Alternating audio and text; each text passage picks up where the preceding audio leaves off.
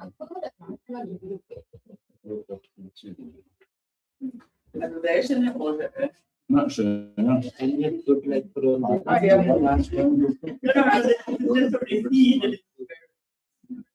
What runs?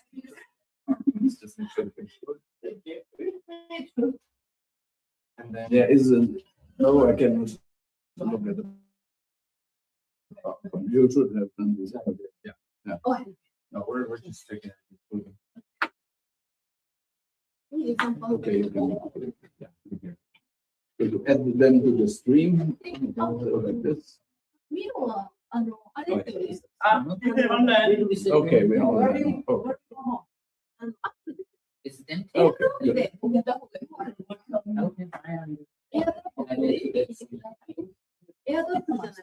Okay, that's it. That's it. Okay. Good. Fine. You can do it. Yeah, do it. No, no.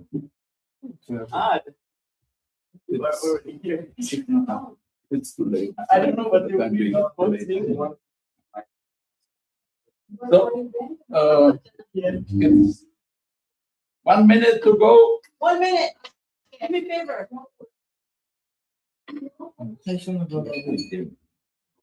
I'm ready. You must. Yeah. All right.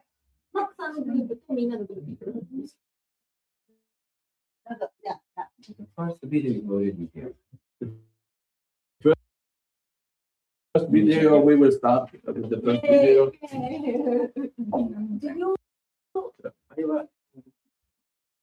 you add the 2 slides? Yes, it's in the way.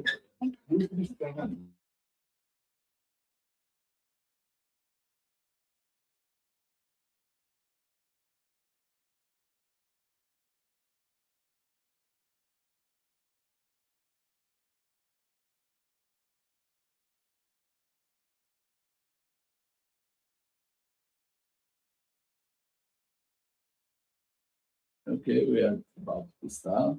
Just a message to you and Web TV. So,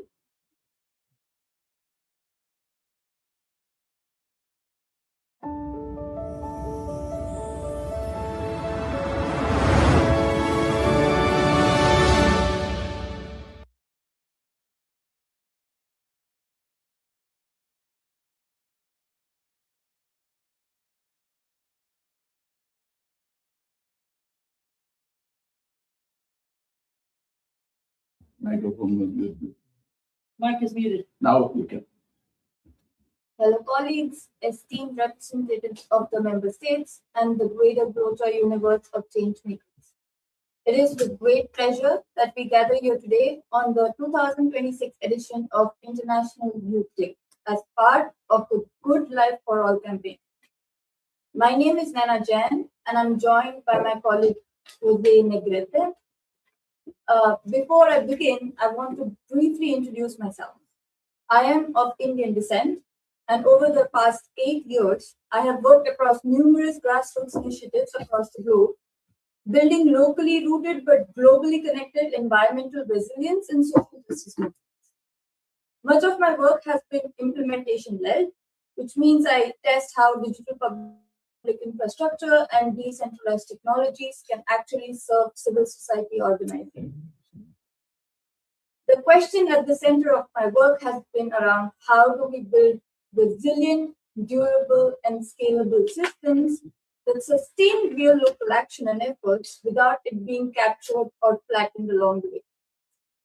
Our event today is titled Good Life for All campaign of IAI Glota, and we are honored to be joined today by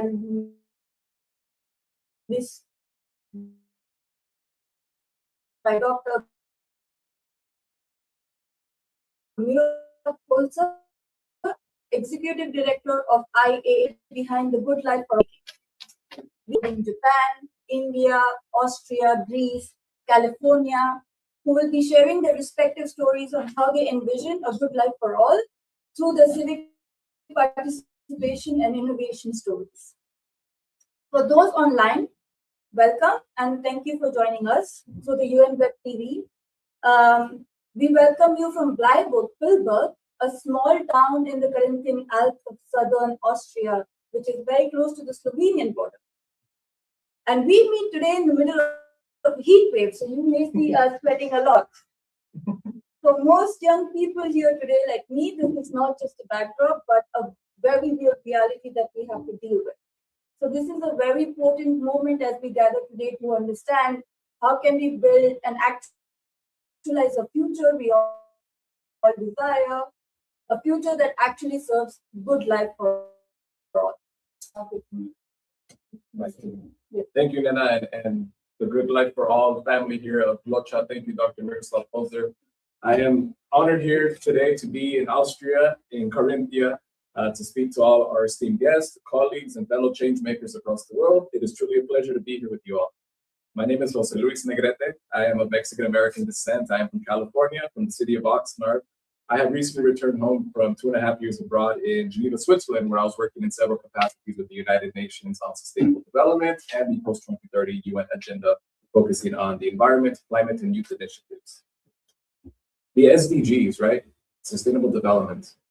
We find ourselves at a critical juncture in where the UN system is under severe attack, reductions in funding, its budget, and we find ourselves regressing in progress. So what can be done? Here today, we are wondering, as you, anxious youth, what solutions are there? Well, today we have a solution as part of the Good Life for All campaign. And now I will transition the introduction to our friend Anais in New York, who is our youth climate delegate here at Locha. Anais, She is not yet. She's not yet on the line. She will join it. Okay. That was the transition. With that, we can move to the next section then, which is where we introduce the Good Life for All campaign. And to do that, I want to invite Dr. Miroslav Polzer on the stage to give us a brief introduction of why we gather here. So,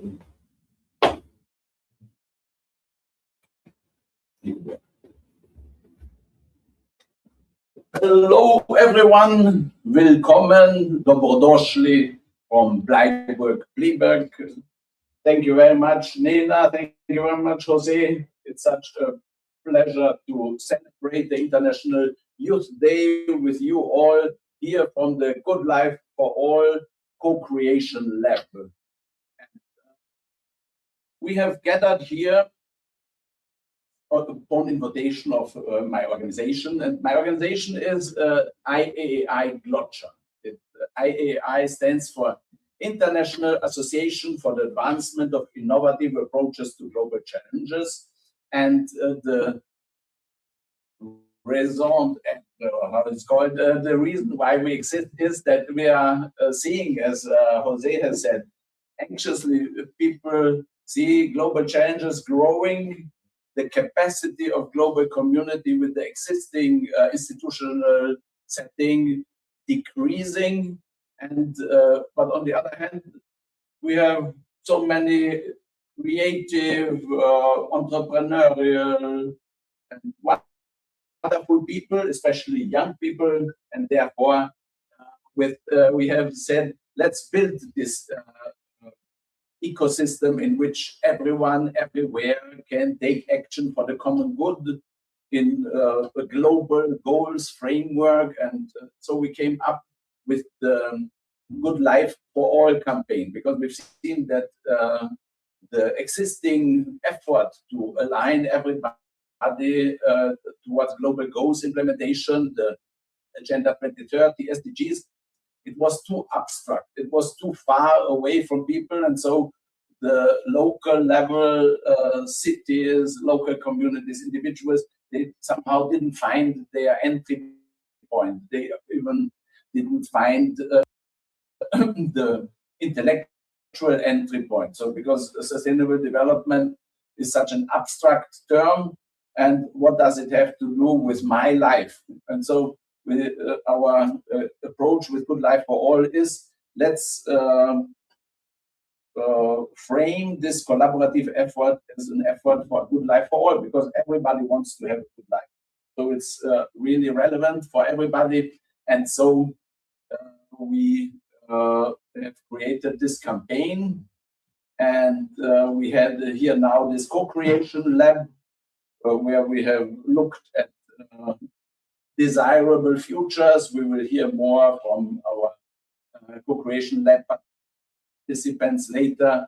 And we have developed tools, digital solutions, ecosystem, digital public infrastructure, because in order that global community, global family works really like an organism, responding like an organism to these threats, these global challenges, we need data, information connection, information streams, so that we are working like a mycelium somehow as one, and because the challenges are affecting all of us, so we should all of us being part of the solution. So this is a little bit of an entry point. You see on the screen the slides. It's about good life for all, everyone, everywhere taking action for healthy people, healthy communities, and a healthy planet. And we have had a needs assessment, or somehow the gaps, analyzing the gaps last few days, and we have envisaged a good life, and now we have a pathway towards implementing a good life for all with our campaign. And a warm thank you to Aska and her team, World Hikari Project. They have created this beautiful introductory video clip. I will show immediately after my intervention the clip again. And then thanks also to Sports and Youth Hotel here in Bleiburg. They are a wonderful infrastructure for young people. There's a swimming facility, there's an indoor sports building here, and here we are planning in the future to have annual gatherings on of partners of the Good Life for All campaign. We had yesterday sessions on onboarding of partners, on collaborative governance. Nina is a big expert in this, the task leader now for this. And yeah, we want to bring hope today with our work. And we believe a better world is possible, and we are unstoppable. So thanks again, everyone, for being here with us, and let's build a better world together.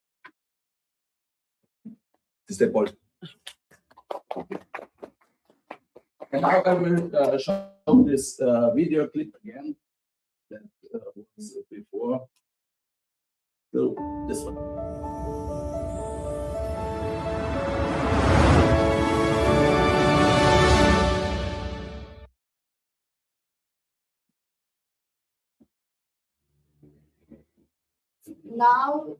Now with that, I want to invite each and every one of the co-creation lab partners to come and join us on the stage, introduce their role in the greater campaign that we are building, and how their work aligns with the Good Life for All campaign. Without further ado, our next speaker is Nadja Olsen. Hello, everybody. So I am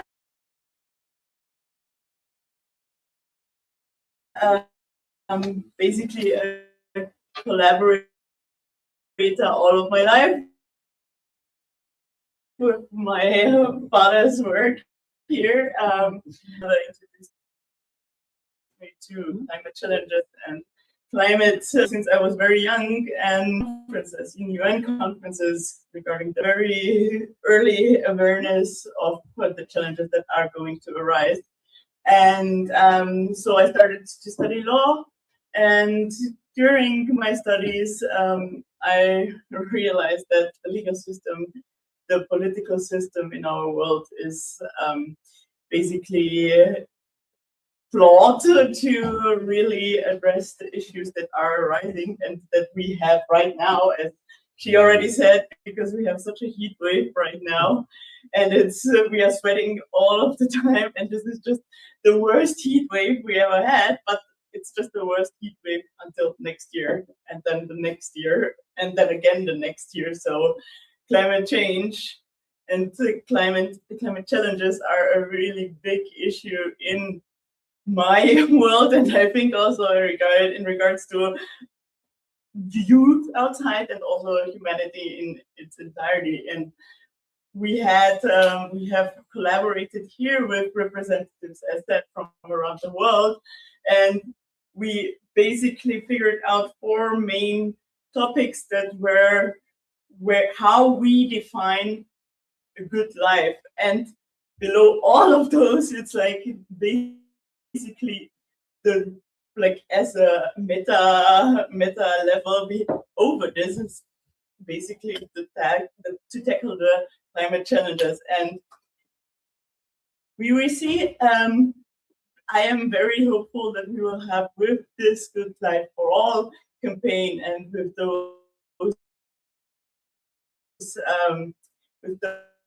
those initiatives that are going to arise from it, that we will have a global network of very engaged and very to really collaborate and really at least limit the effect of climate change. And thank you very much. Our next speaker, and we're proud to have him here from India, from Delhi actually, is Sankal. Thank you, everyone. Thank you, Miroslav, for having me, and thank you for the participation in this group. The past 3 days of discussion has been quite well. We have been discussing quite a few things, and as Nadia was telling us, this is how we have come to the conclusion of what I, in reality, but not in practicality. We are still far from it. So, firstly, this event is happening on International Youth Day. I'm just 24, youngest in the room. I'm an entrepreneur and a climate strategist, or youth climate strategist, as people like to tend it, and as I like to call myself. So when we look at these holistic challenges that we see, or the problem statements that we're trying to solve in order to achieve a good life, we also come to this realization that all of these challenges are long-term challenges, or require long-term planning and thinking, not a minuscule short-term understanding of what the current structure of most multilateral organizations tend to think about, right? We have the 2030 SDG goals, but after 2030, we have no clarity. There is small actions that are being taken together at some national or some state or regional levels, but at a national, international level or multilateral level, there is still no steps that are being taken in a coherent manner to actually achieve a good life or a better life for all when we talk 20, 30, 40 years down the line. And someone needs to take ownership of this challenges, and I think this platform serving right here might serve as a good starting point of this discussion, if not the ending at it. And that is why we have gathered here. Thank you all for having me, and it's a pleasure to be part of this group. I'll not take much more time. Thank you. And next we have a very energetic fellow from Tokyo, Japan, but also based in London. From Nippon Life, we have Mr. Mac.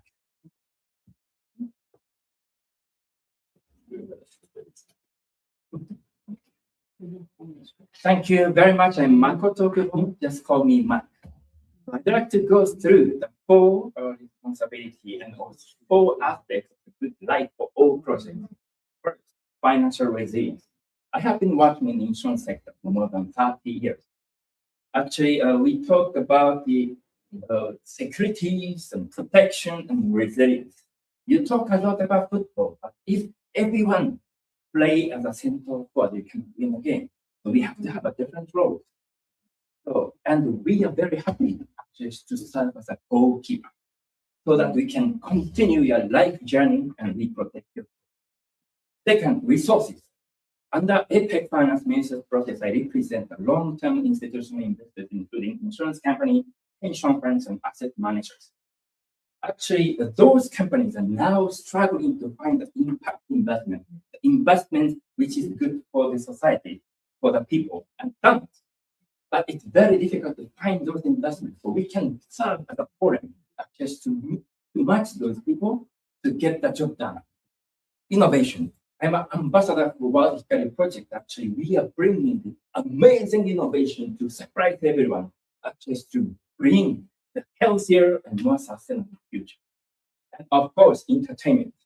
I'm a director for Music for SDGs and using the music and fashion and film and art just to enhance the awareness and empower the collective action. Next. So this is music for SDG. We use music, we do concert, and also in Fashion Week, we are bringing the amazing revolution of fashion, and also we are bringing the film and art together to the film festivals, and using the film, we can educate people. Entertainment. My signature lecture at the university and also keynote speech in the insurance conference is actually bringing the musician with me, and my entire lecture will be the musical entertainment. This is how we continue to surprise people and also build the society. And I'm very happy to work with Culture for the Good Life for All project. Thank you. Thank you, Robert. Next, we have another special guest coming from Los Angeles, California, Long Beach area, Ruby Guillen.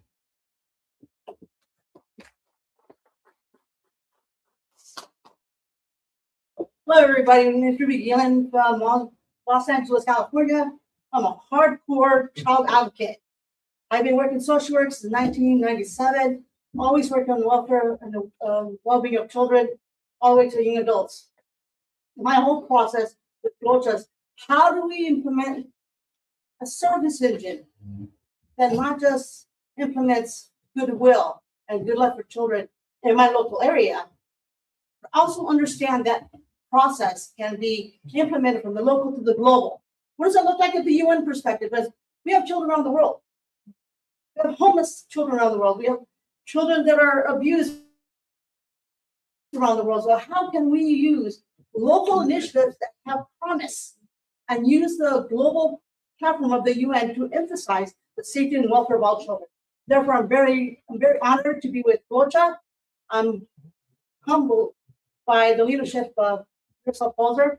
Thank you for the invitation for me to be part of this whole global network. Thank you very much.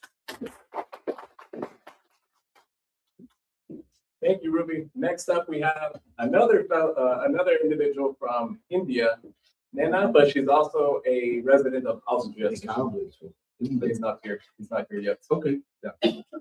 So, Nena, Yeah, the floor is yours. thank you.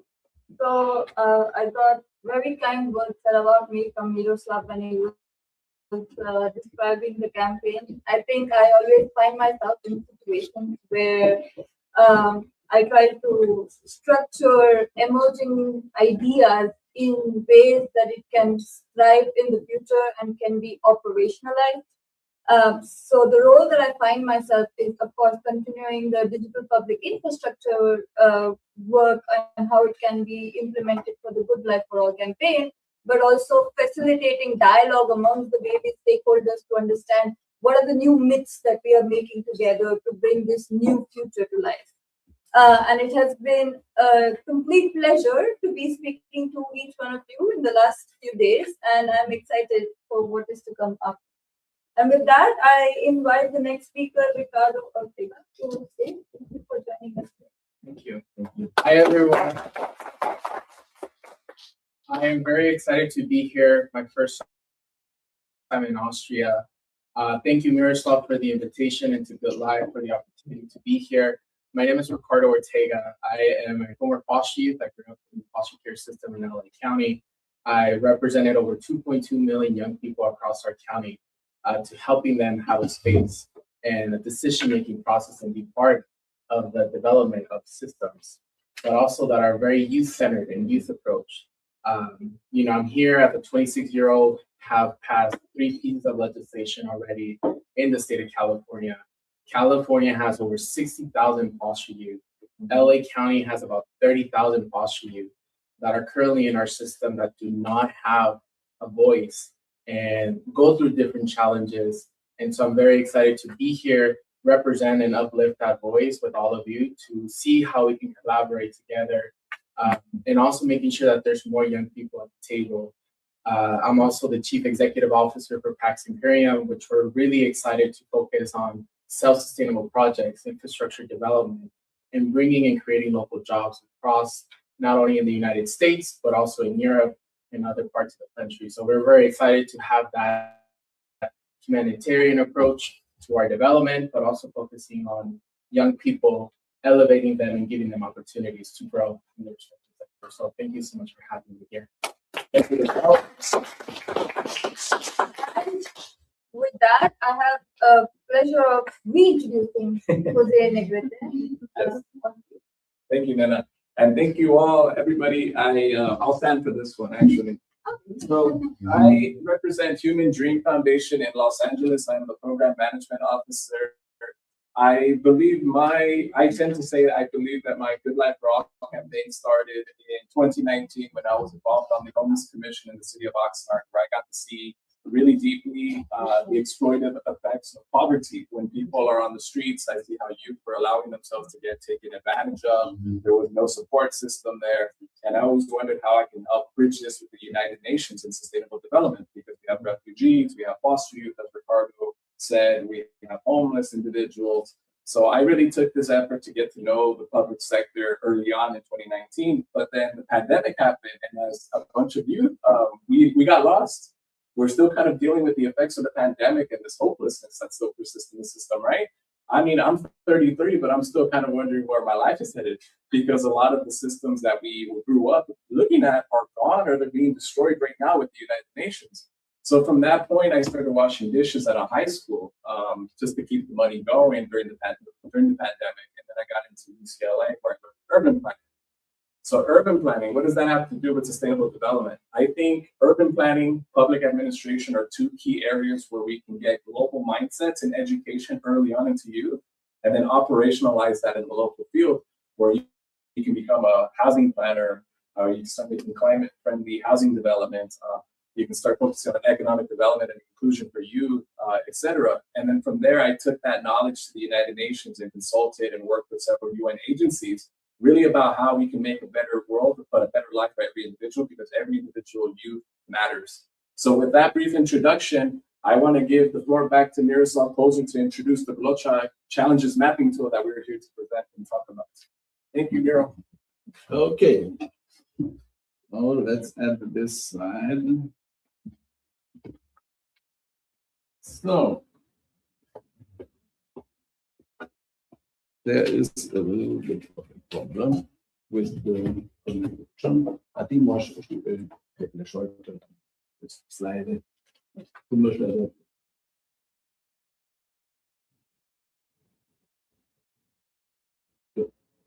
Okay.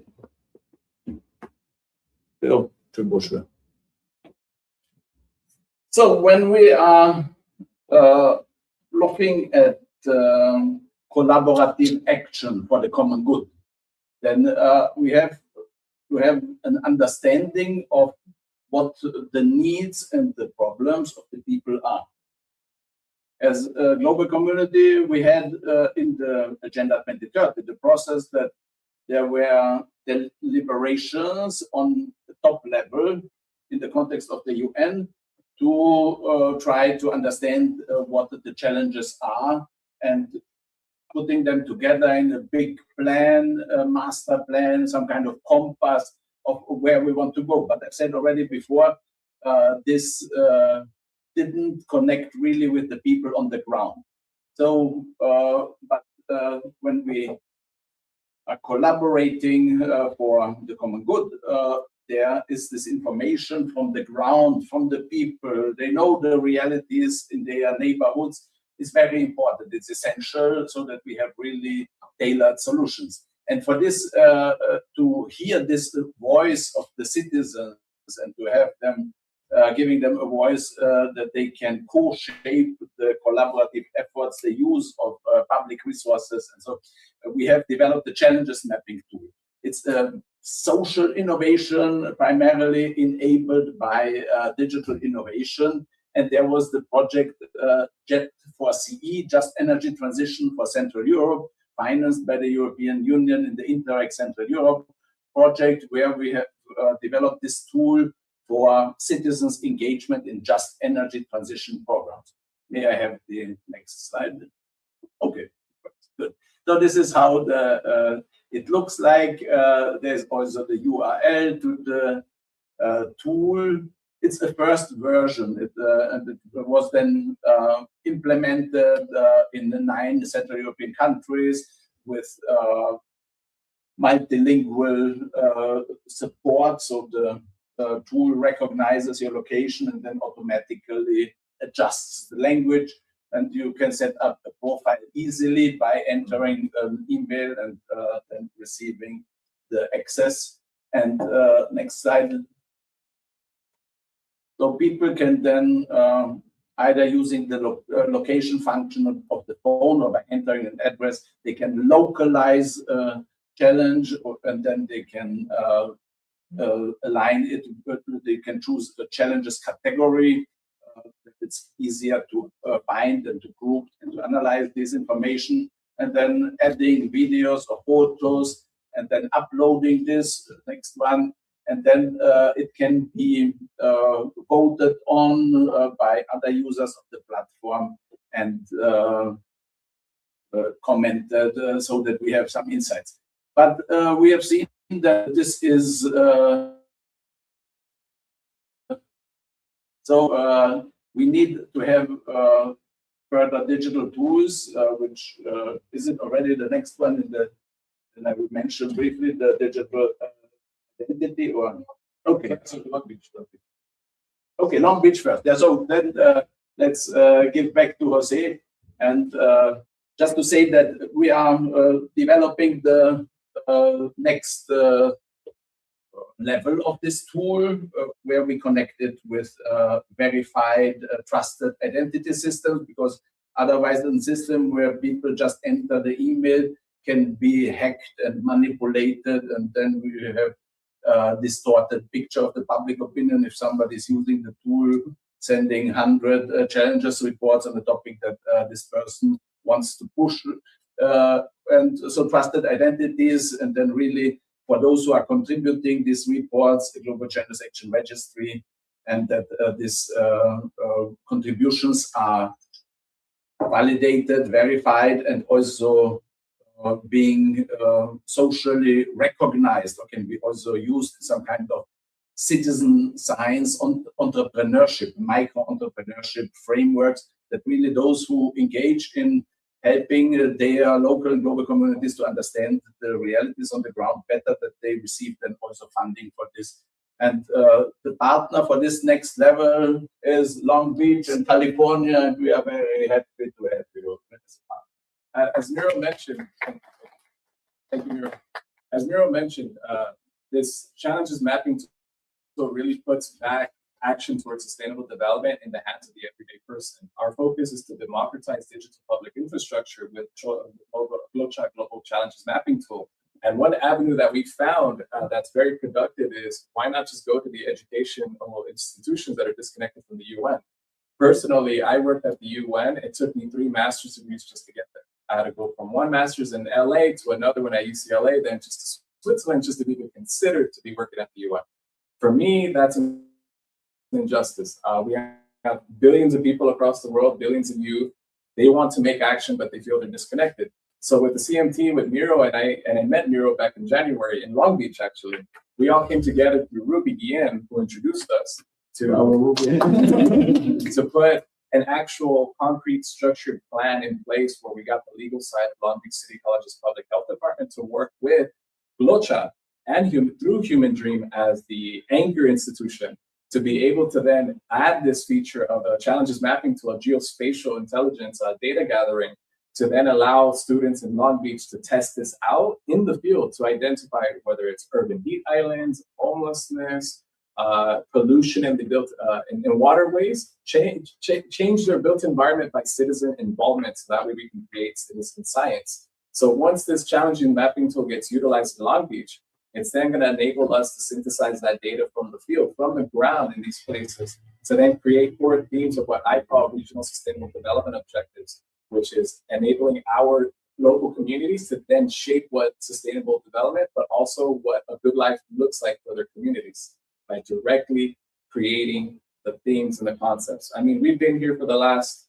week developing ideas. We came across 4 themes. That's just us from across the world. Now imagine what people in your communities can come up with through active participation in what I call bringing the UN to you with a TH at the end.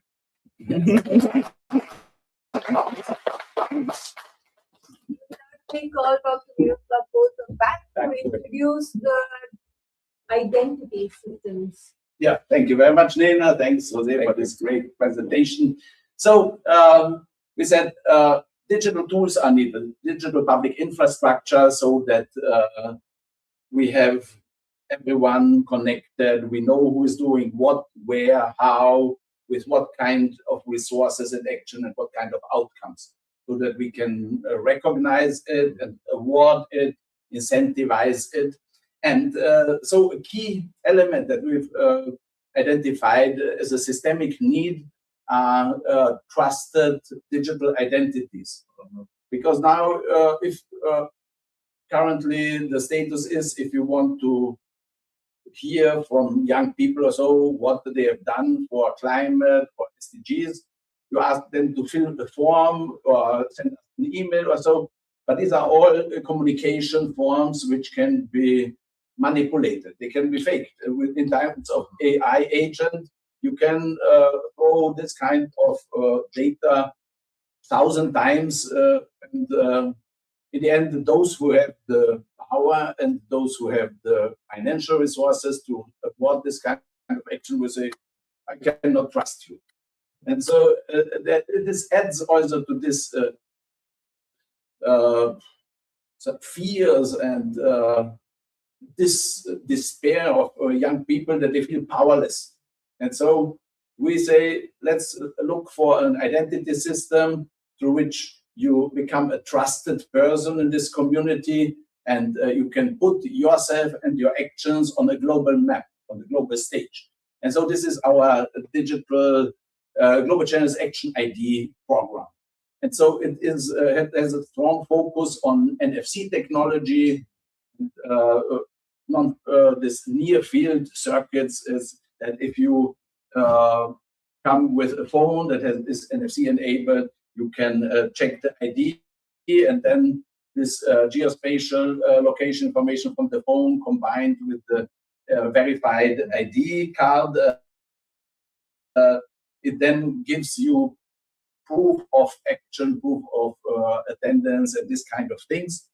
And so it can be combined then also with national identity systems, and it can be also a lower level of verification and security, but with a higher privacy, that people can use the system to have a verified personhood with an action handle or a nickname. But just when people meet and they confirm to one another that they are real people, then they are trusted. And we are still developing these solutions, and there will be big efforts in New York in September to get also substantial funding for this, also with the UN International Center for International Computing Center and ITU. But the point is that we have, for this first version, the demo versions, we have now purchased a card printer, which has this functionality that we can code on to them, the NFC chips, the first basic functionalities. And so that you see, it's not only ideation, but we are already getting into the implementation phase. And this element of the digital public infrastructure is then the basis that people can log into a system to really document what they are doing for the common good, for healthy people, healthy communities, healthy planet. And here we have with Nena an expert who will tell us more about how this can be done. Thank you. Maybe I will add this slide. So to begin, the work I'm going to be presenting today, I'm doing this with a startup called River Computer around architecture and validation of claims using digital public infrastructure.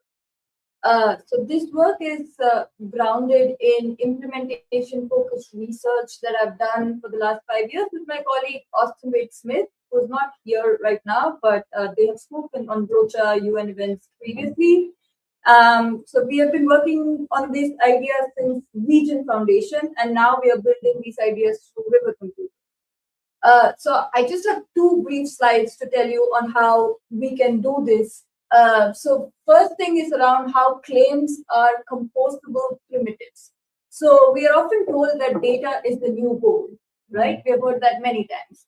but raw data does not run the world.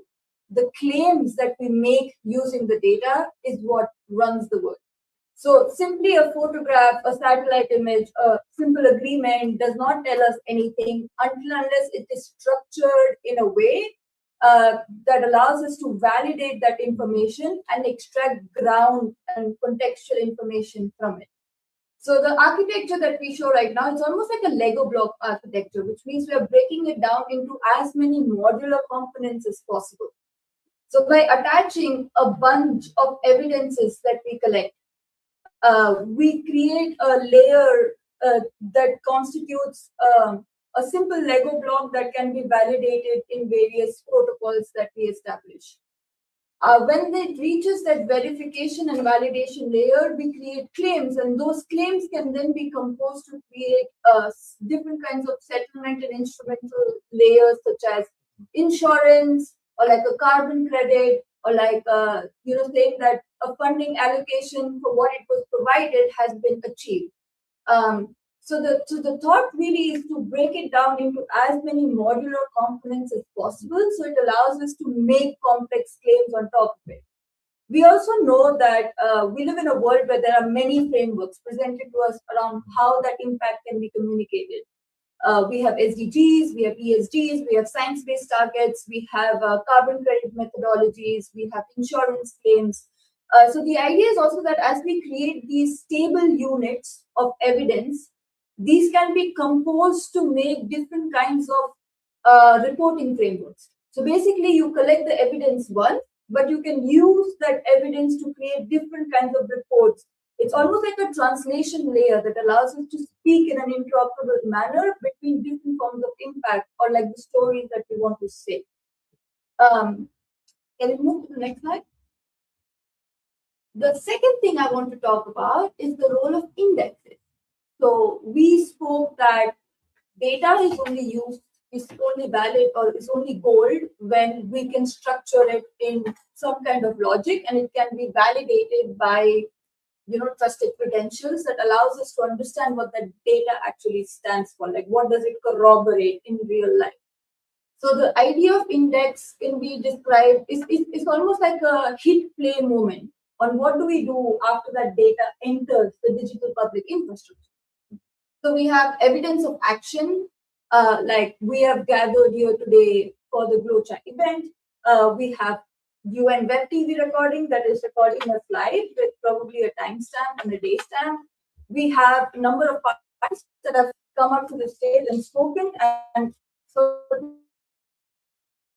either in real time or in the future, that allows us to understand what is the reach of this campaign in this particular moment. Then combining all of these claims. As Miroslav was previously explained of verified digital identity, this can be used to corroborate this data on the digital public structure. Is it really true? Were you one of the people that detected? How is it corroborated in this? Is it corroborated email ID or the ID card, NFC card that you made? How do we corroborate a person, personal in the digital public that then says that the data, that then creates the validation layer, validating that data. Is the interesting bit here, because we want to really talk about what kind of indicators are we looking to understand the challenge that we are making for the GoodLifeForAll campaign. Is the indicator that we are build better housing that allows us to have not such hot indoor temperatures in summer? Is it going to be that we install air conditioners in everybody's house so that we feel a little bit better during the heat wave? Or is the indicator going to be that we'll plant more trees so that we have better shadow around the building that naturally cools space down? What are the kind of indicators that we are really looking for to understand whether the commitments that we're making towards the broader Good Life campaign are being met or not? And the part is the money or the certification part, which says that if those commitments are met, which means if we have effectively succeeded in achieving the goals for the broader campaign. Then we can have auto remittance, or we can issue a certificate or a hypercard that basically have successfully delivered SDG goal or a certain kind of de-risking of an investment or a certain initiative that we have been moving with. Role of index really is to create the logic behind how do we compose validation and structuring of these evidences to create what we call impact tools out of this. So this is the vision that and the work that we bring as River Computer into building this campaign, and we are very excited to be doing this with all of you.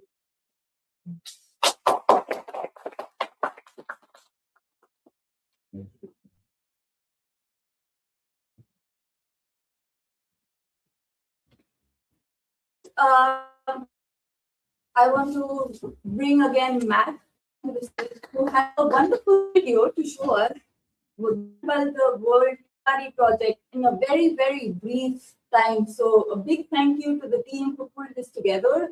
I'm also seeing this for the first time, so I'm very excited.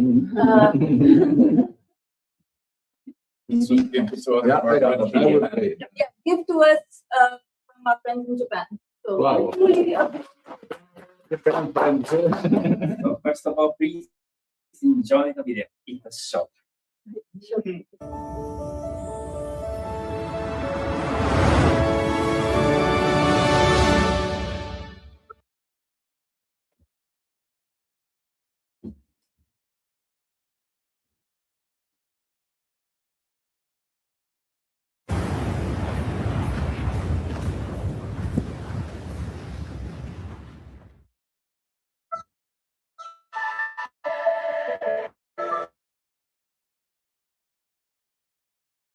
I'm a big file.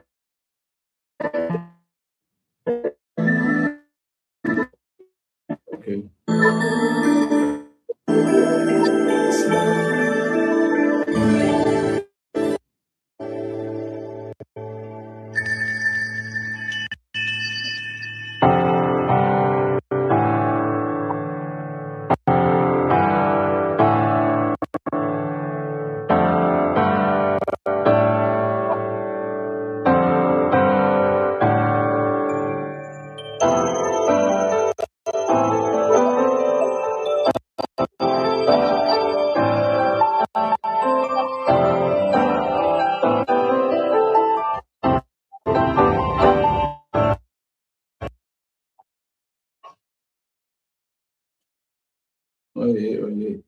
Sorry.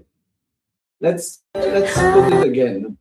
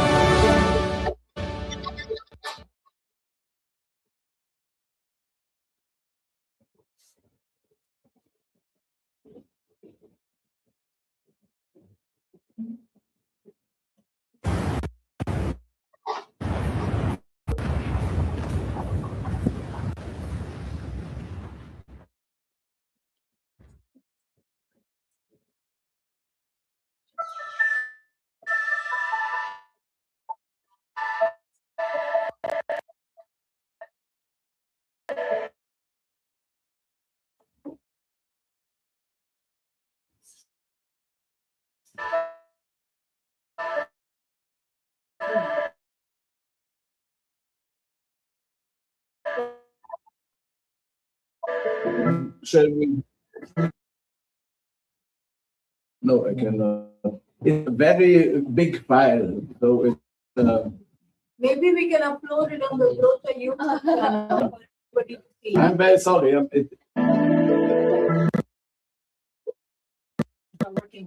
Thank you. She can make it smaller. Yes, please make it smaller and we'll show it later. Yeah. In doing the event. Maybe, Yeah. in the meantime, I would just maybe explain what Please do so. Yeah. project is. So please. The stage again. Okay.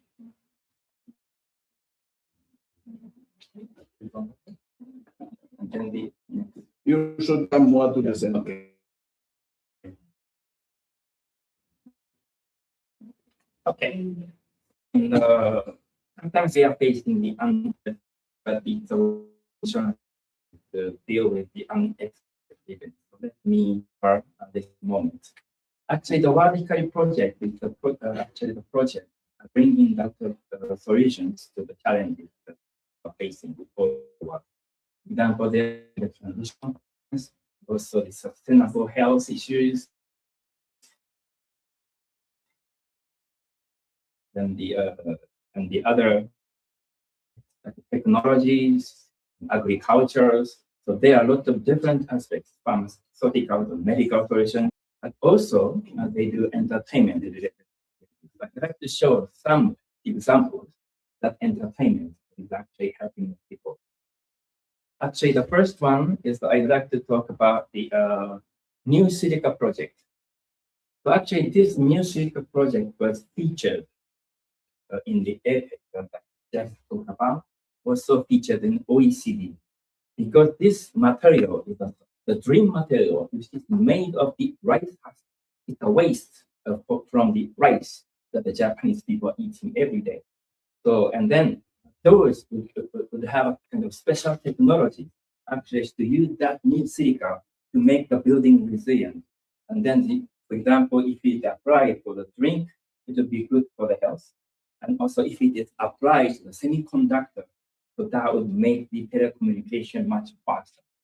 So there are so many different solutions. So now this New Silica project is actually receiving the acquisition offer like 2 billion pounds. So this is a very promising technologies. And then what we are now combining this to the beautiful art. For example, the beautiful like the fashion shows and movies that people can understand this in a very entertaining fashion. And also the Amaterasu. Amaterasu is a very mysterious artist. Usually artists that are creating the art on their own for themselves. But this Amaterasu is actually helping the others, especially the most recently featured artist was the one with a severe disability. There's someone who cannot walk, who cannot see, who cannot walk. But that person have a special frequency coming from. And then this technology will turn that into a very beautiful art and collaboration with the talented black art artists, award-winning artists. So that will make this art valuable at $1 million level of the art. So now the people who are living in the complete darkness has been, excited actually to become an artist. And also another one is Dream Seed. Actually, Dream Seed was led by the children, and then the children just connecting each other and just to have achieve their goal. And Space Youth Summit. So we are planning actually to have a summit of the youth and children actually getting together in space, and then we can actually from the space we can provide the solutions. Actually, this video has been you will see the video later, but this is actually coming from the discussion with the project, and then a lot of the concepts are actually included in this video. For example, like I know that the Glocha is working on a space project. So now we are now considering to have a collaboration with our space project and also the GoodLifeForAll project in that space. So that's important to have this collaboration. So look at ourselves. Last words from me. Some people who can analyze, some people who can do mathematics, some people who knows histories, who can memorize things, and who can manage them. For example, who can do sport, who can think in place of others, and who can sing, who can dance, good looking. I'm not talking about me. I'm talking about every different features that each one of them. So if you have something you are good at, please make sure that you use that feature for good cause. Because if you high intelligence is used for criminal act, it's not just strength, it's their weakness. So now we are gathering the good thing that each person have, even though someone with disability, and then that can be combined. And we can collectively be a very powerful body and fighting the planet. And that can be registered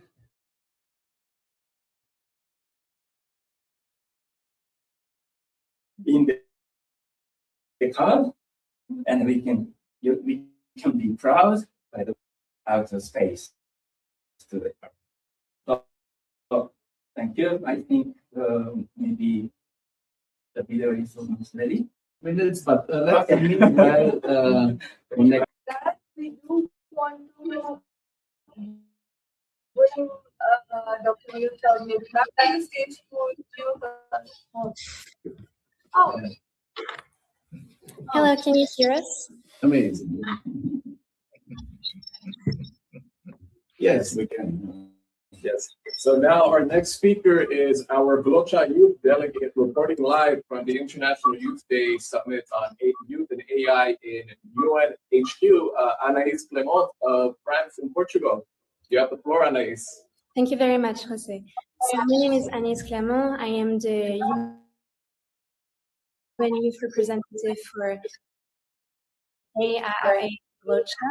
I'm here speaking to you from the International Youth Day, as we talked about it in this panel, and we're corresponding with the ambassador Stan Smith that was leading a discussion as well for the AI Summit organized by the International Youth Organization.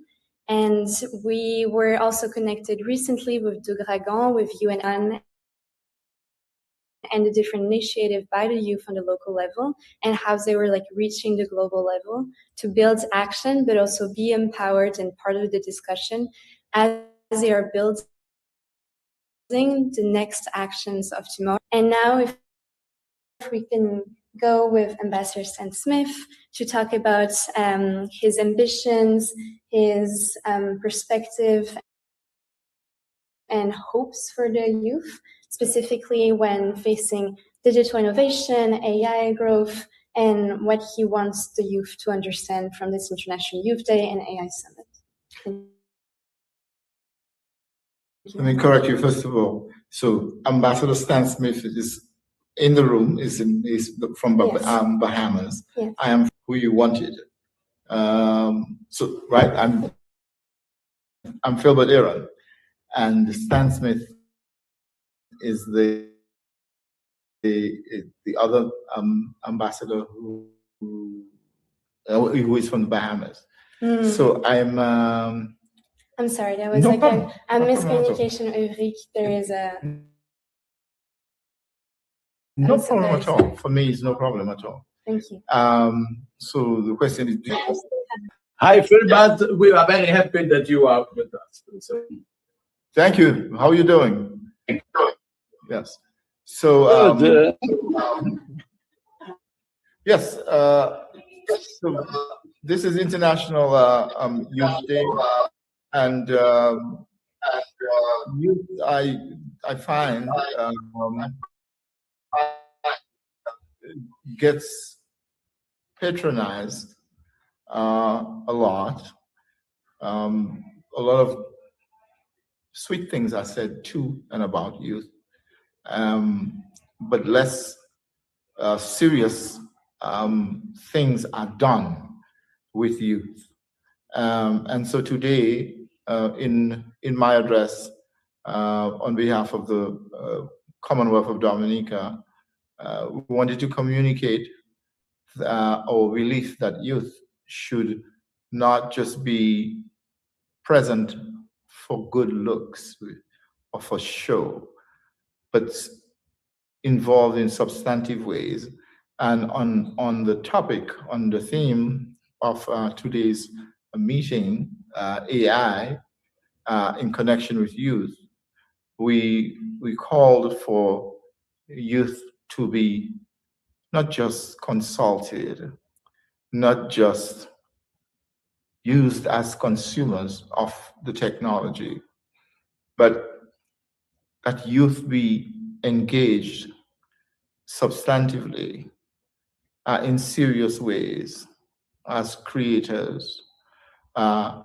Also, that they help govern AI regimes, and that their views be considered and included in critical decisions about AI.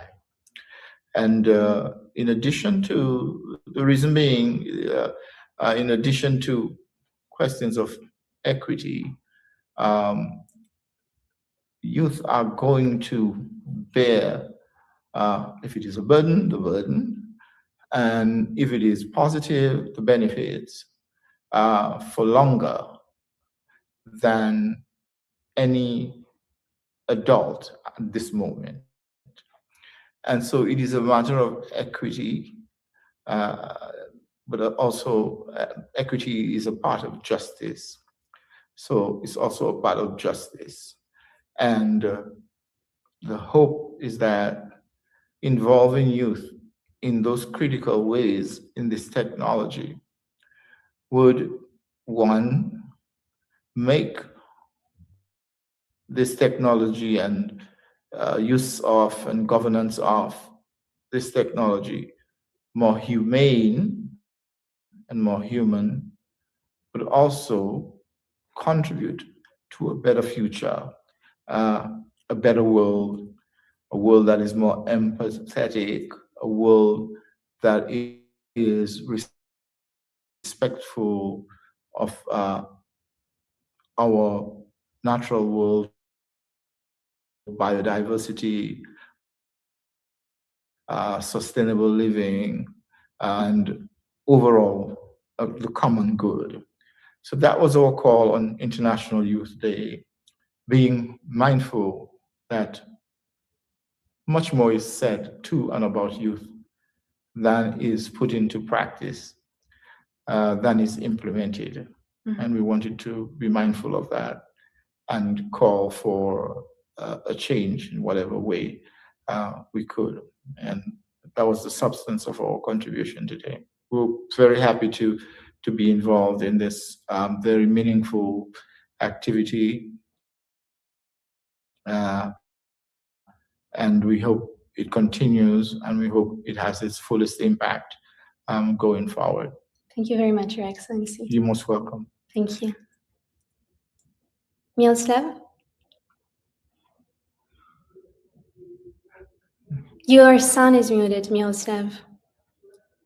It's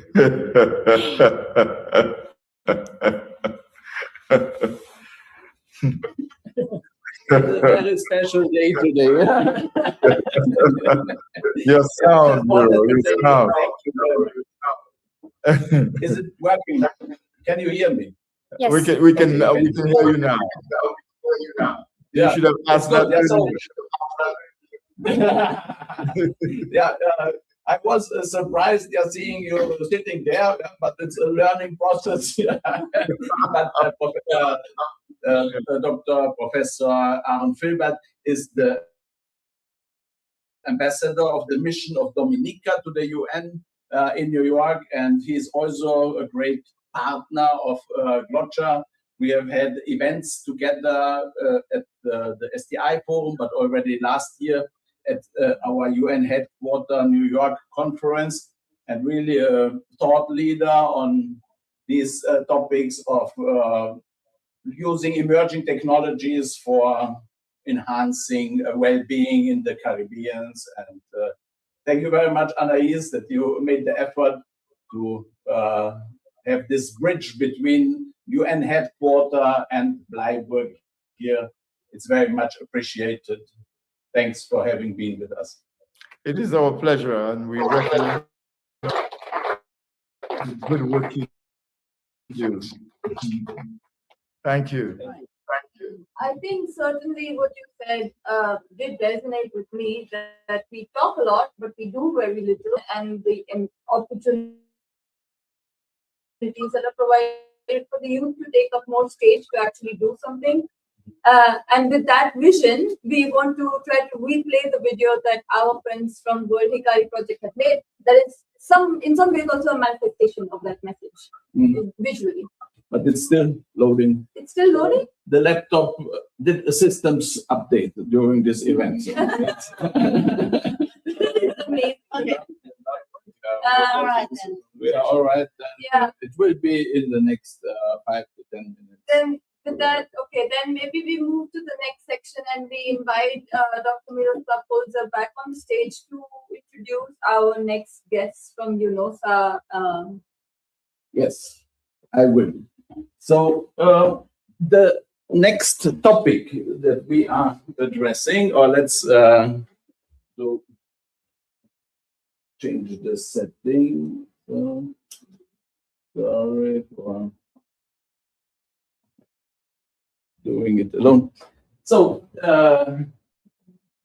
we are talking about identities, about registries, about knowledge system, collective geospatial intelligence systems, and we have a special digital public infrastructure initiative with the UN Office for Outer Space Affairs that is a unique flagship initiative in which the situation is such that the UN system does not, geospatial data is very important. Everybody is starting to talk about satellites and geospatial information because in the times of AI, you need data and satellites are providing a wealth of data. And the UN system is spending $20 million per year for Earth observation data, which they purchase from private vendors. And now UNOSA has on the table a product proposal to have for $10 million its own satellite for 5 years. They are guaranteeing full functionality, everything, maintenance and everything.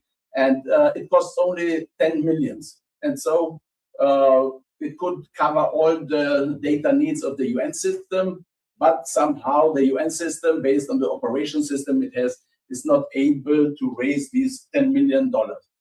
And so we said, this is such an important global digital public infrastructure. It can be relevant for universities. It can be relevant for impact entrepreneurs, for cities, urban planners, and many more. And so we believe that as we have a partnership also with Rotary, we will hear later from Alberto more about it. It has 1.2 million members, 40,000 clubs. They have a combined turnover per year of about $2 billion. And they are also all about local action for the common good.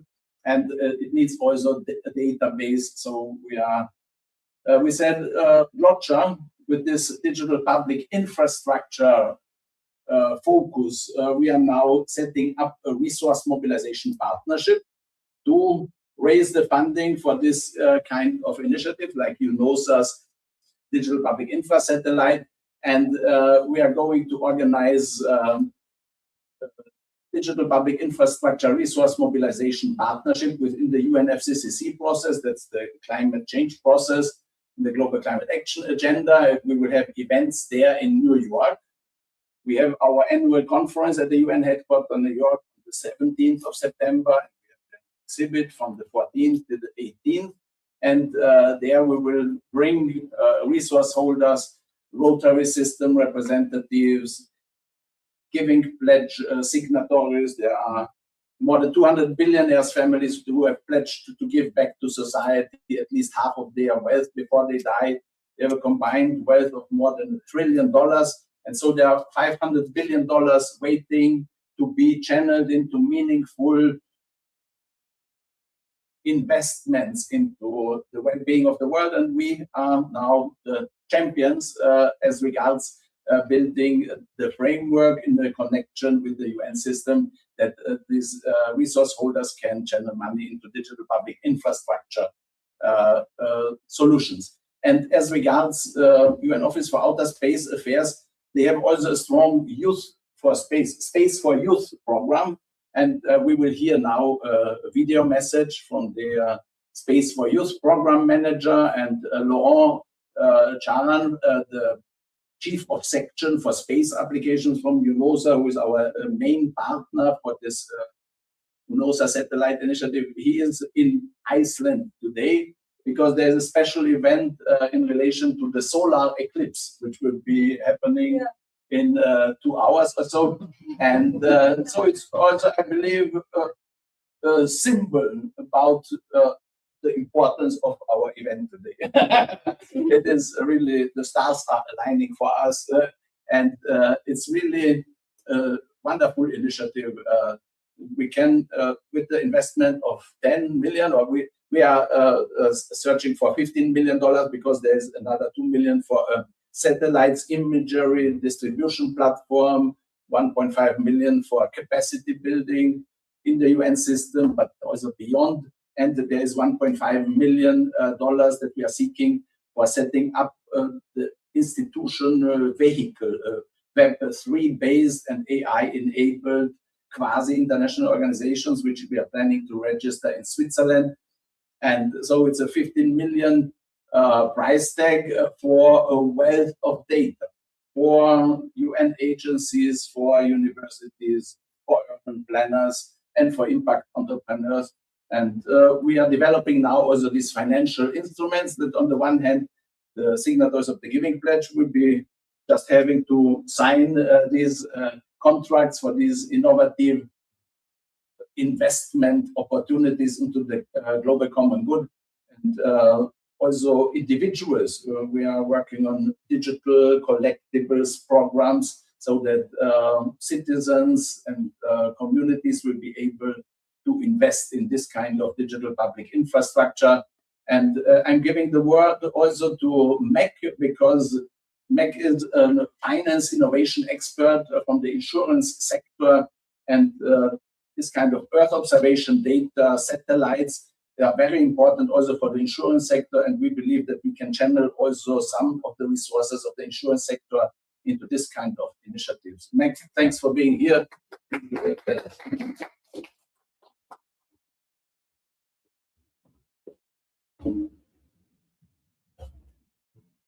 Hello. I know I talk too much, but I cover a lot of things, so just call me Marco or Trace. Actually, my last name Okubo has 3 characters. I already told you in my concert. The first one, O means big, Ku means long term, Bo means insurance. So I'm Mr. Big Long Term Insurance. But I have to, I didn't say about my first name. My first name, Makoto, means shining star. I'm a shining star of the life insurance company. I'm very happy to talk about space and insurance. Actually, the space is a very potential place. For example, you can see from the space to the Earth. But you know that Japan, lots of earthquakes, but they are big earthquakes. In 2011, the Tohoku earthquake, the tsunami came. So you don't even know where was your town. So you don't know that who are underground. So if you can see from the Earth, you have no idea. But from the space, with the technology just explained through the New Silica project, which have a quantum computer.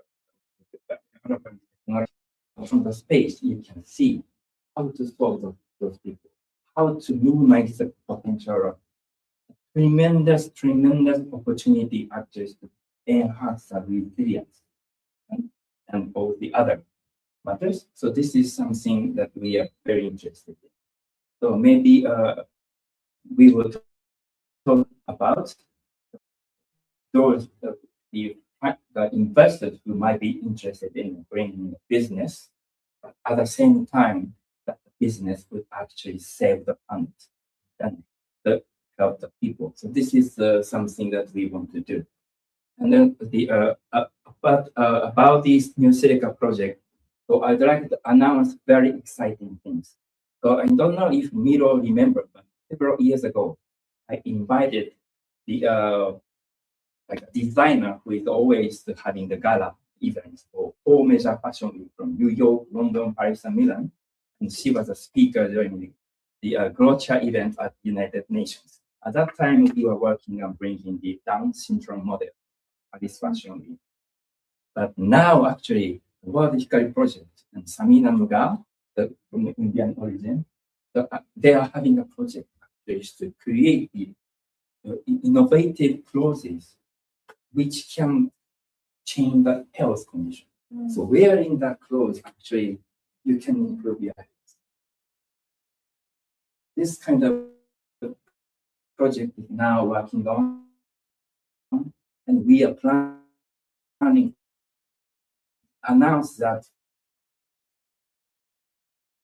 for the fashion weeks around the world, New York, London, Paris, and Milan this autumn, we are planning UN meeting. So please look for it.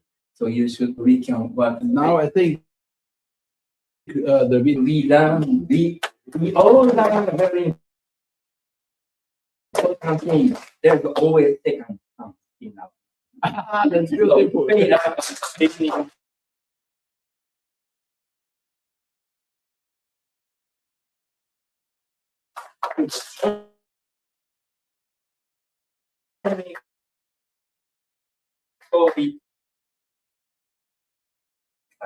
Bravo. Very good. Here we are. Well,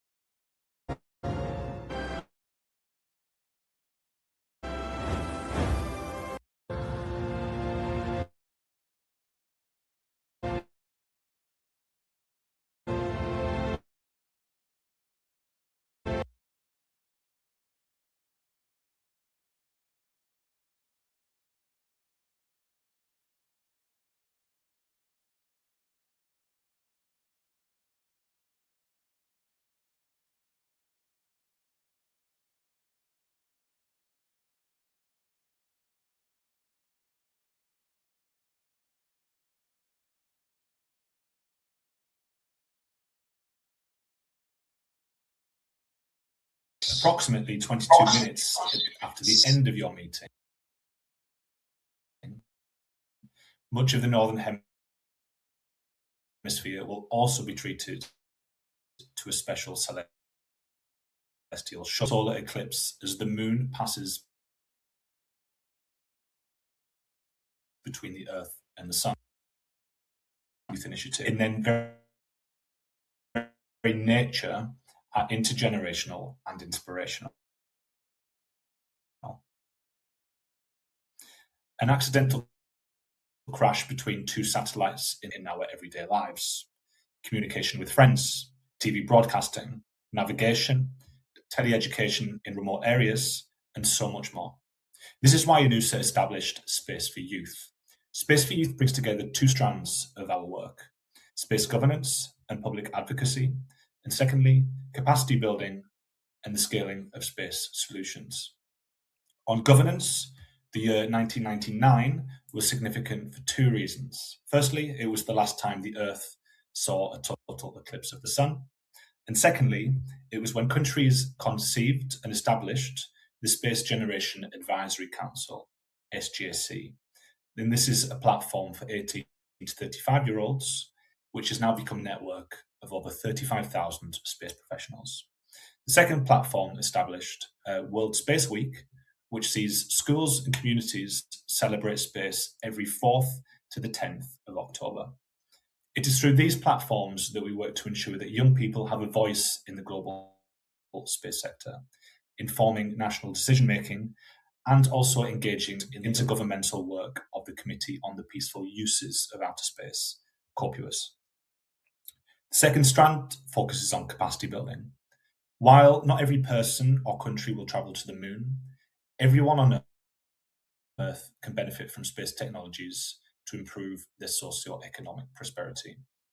Here, ANUSA's Access to Space for All program offers tangible STEM skills and educational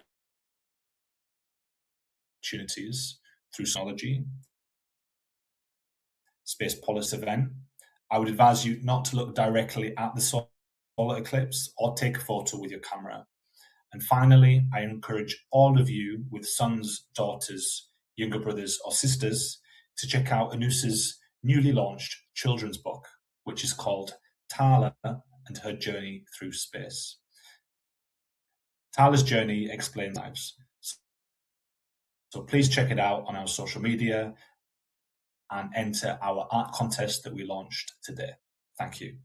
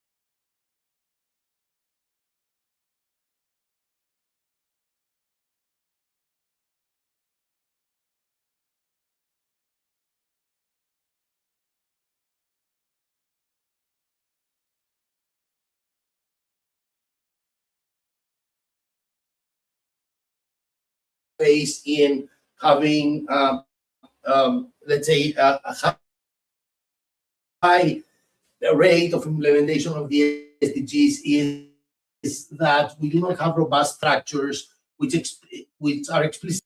So this is what we build in global.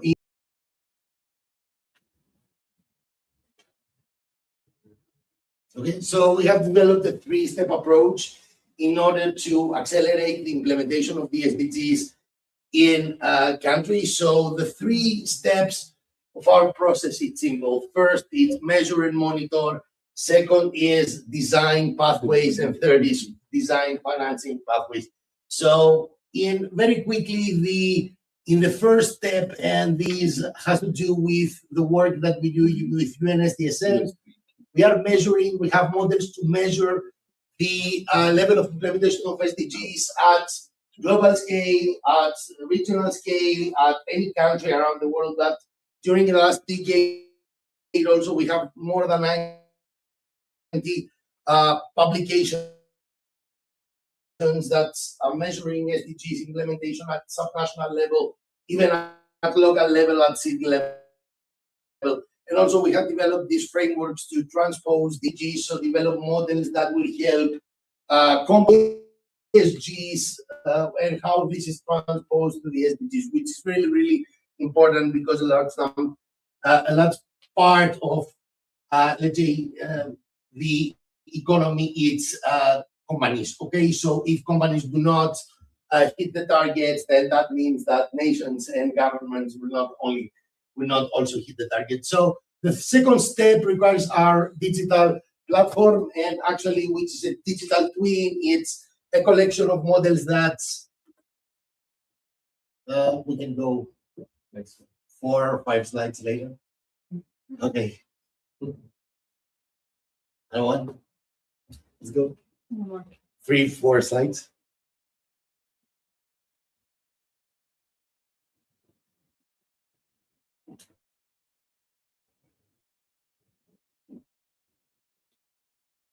No. Yes, 2 more. This one is reacting up, but it's good. Okay, so our digital infrastructure as it's a collection of models. So we do have integrated assessment models and computational and general equilibrium models for the different sectors of the economy. So we do have models for land use and agriculture, for energy, for water, for shipping sector, and of course for macroeconomic models.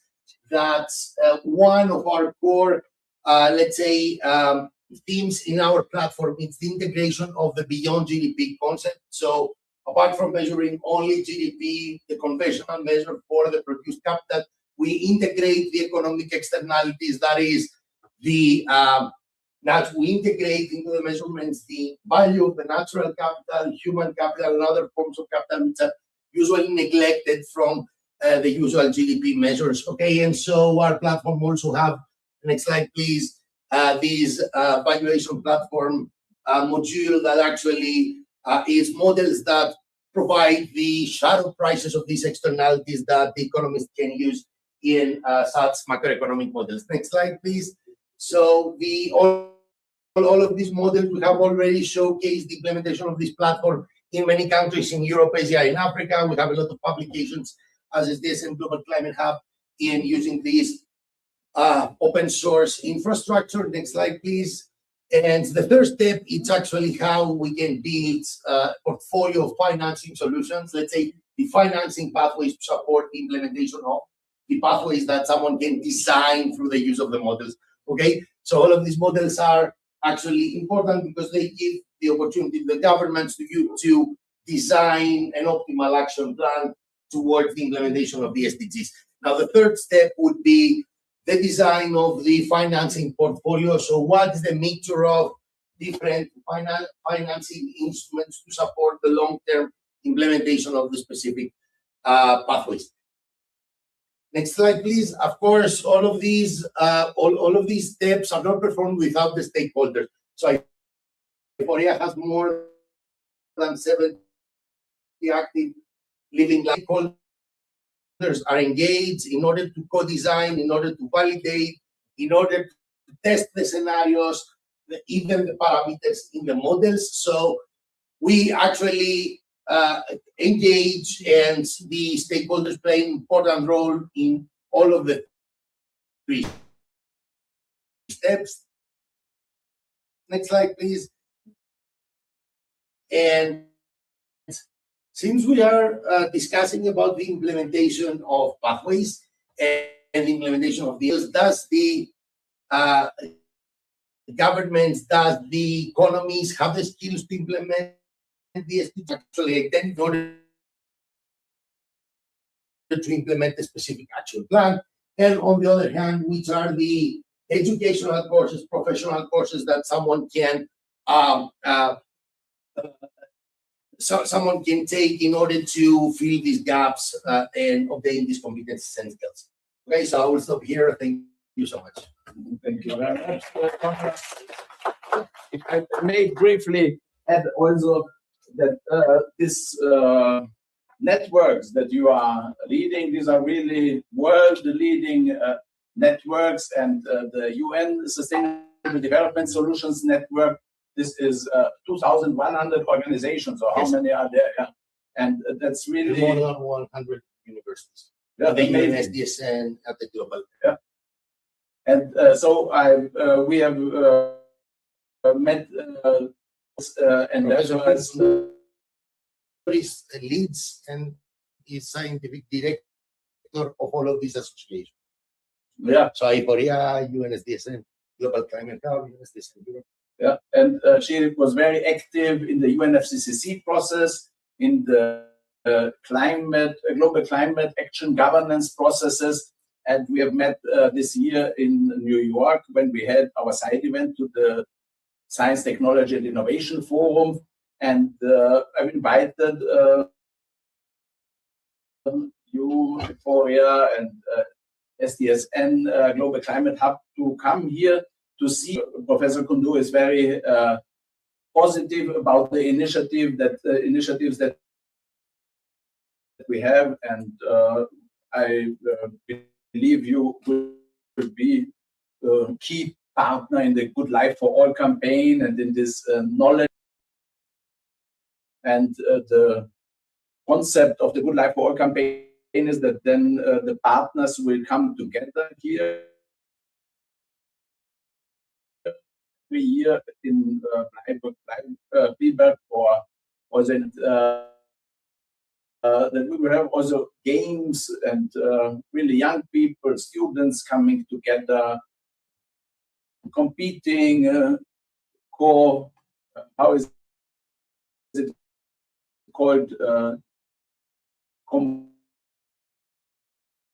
Comparison, also somehow a competition, but also cooperation, music, great joint activities, and therefore, Konrad, thank you very much for making the effort to come here. I know it is a long journey, and thanks for having joined us. Thank you. Maybe it's fate that our friend Conrad is from Athens, the birthplace of the Olympics, and now we have the next group from California coming here to discuss their Euro Academy project that they are starting in Southern California. So Vince and Ricardo, feel free to come on over.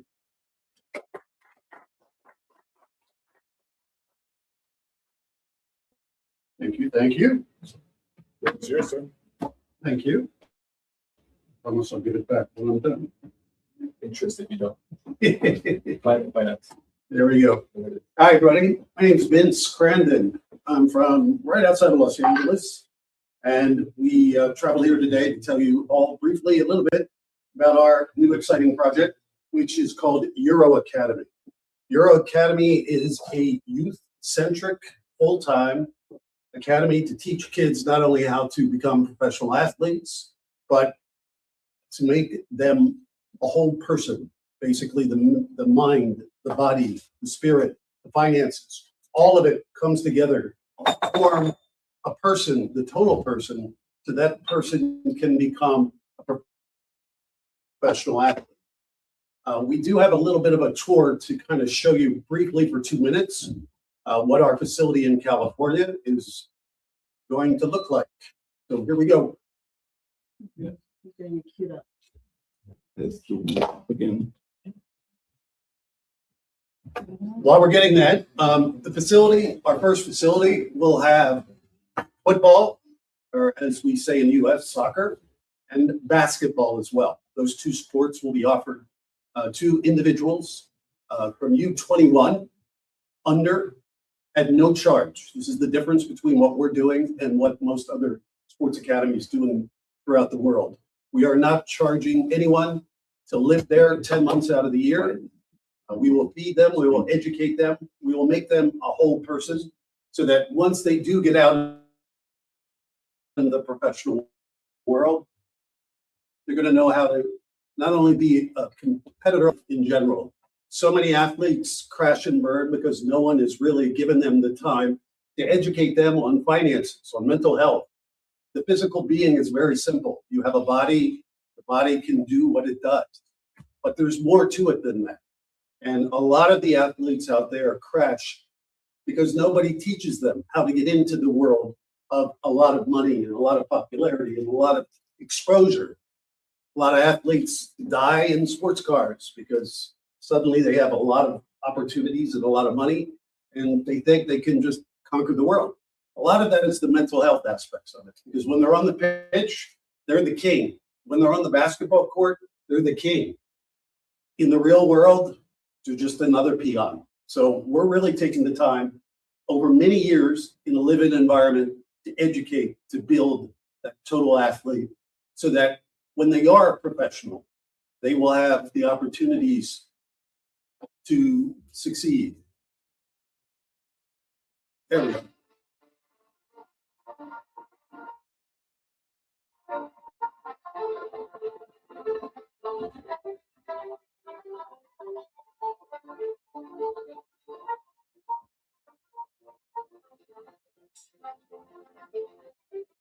And the crowd goes wild as they take possession. Can they find the back of the net?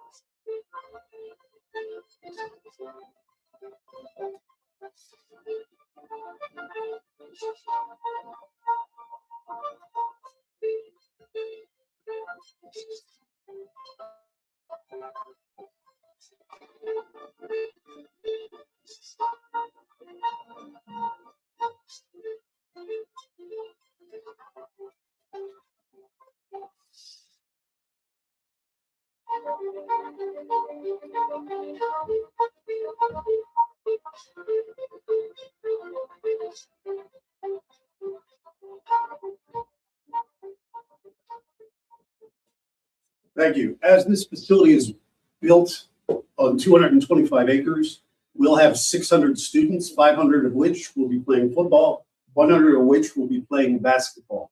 Because we have the facilities of this size, as you just saw our campus, it gives us the opportunity while we're not in session for these education portions of our project to offer humanitarian offerings through the pitch. We call it Peace Through the Pitch, or initiatives to bring people throughout the world together in sport. It's the one thing they have in common, whether you're in Russia, whether you're in any war-torn areas, it doesn't matter. If you have a ball, you can now communicate on the pitch. People throughout the world can come to our facility. We're not going to charge. We'll bring them in. We'll give them a week of high-level education, but fellowship. They can see other people when when these opportunities normally would never been available to them just because of where they are or what's going on in their particular country. So we call that initiative Peace Through the Pitch, bringing people together to improve mental health, improve peace. And we understand that that relationship with the UN can benefit everyone. We're going to use the UN as a conduit to bring the children in, teach them, expose them, give them hope in some cases. And at the end of the day, through mental health, we'll release them back to wherever they come from. And who knows where they'll go from there. It's all about inspiration. It's all about building a perfect person. And it's just not about playing a game. This is life. We understand that a lot of children are never given this opportunity. That's why we're not making this about finances. This is purely free, tuition free. We're not going to charge anyone anything to come to our facility. That includes attending, getting a degree. This is a 10-month full-time operation that at the end of it will give degrees based on either high school or college. So we look forward to the opportunity to partner with the UN. We look forward to bringing people in throughout the world through the Peace Through the Pitch initiative. And ultimately, by building the better athlete, we know we can build better people and hopefully a better planet. So I thank you for the opportunity to discuss this a little bit. Thank you for having me here. It's been an interesting journey, and we look forward to the partnership with the UN as we move forward. Thank you. We have a Q&A section. The Q&A section, if anybody wants to ask questions about the sports complex, I'll ask the first question. Can you discuss some of the other global actors in sports that you've been talking to about this idea, and how's that been received so far? It's been a lot of the corporate America loves to be involved in large-scale events. For example, the 2028 Olympics are coming to Los Angeles. That's where we're based. The 2031 Women's World Cup is coming to Los Angeles. We just got done with this World Cup. I think the last World Cup brought a lot of attention to football, especially in the US, where it's not such a popular sport as it is in the rest of the world. So we're seeing now suddenly corporations, individuals, entities that normally would have never really thought the US was the place for sport, and more specifically soccer, football, as we call it, soccer in the US. I think it's opening up a lot of eyes. And when it opens up corporate eyes, then we can expose all the other elements I discussed earlier. And again, it gives more opportunity to the kids. And this is all about the kids. We're not doing this for the money. No one's interested in trying to figure out how we can make a profit out of this. We're doing this purely as a humanitarian give back. I've had a long career. I'm 64. This is the last thing that I'm going to do. This is my swan song give back. I'm gonna be thankful for the opportunities I was given, and I was taught mentor the youth. So we're going to hopefully pass the torch to the next generation, and they can continue on from there. Thank you. Thanks. Does anybody else have any questions? Ruby? Besides soccer, what other sports are you all focusing on? Well, Or would you like to explore? we are exploring a lot of different sports. We Okay. talked about cricket, rugby, equestrian sports. Sports is a global. Every country has its specific sport that it's interested in, whether it's American football or we call it soccer in the U.S.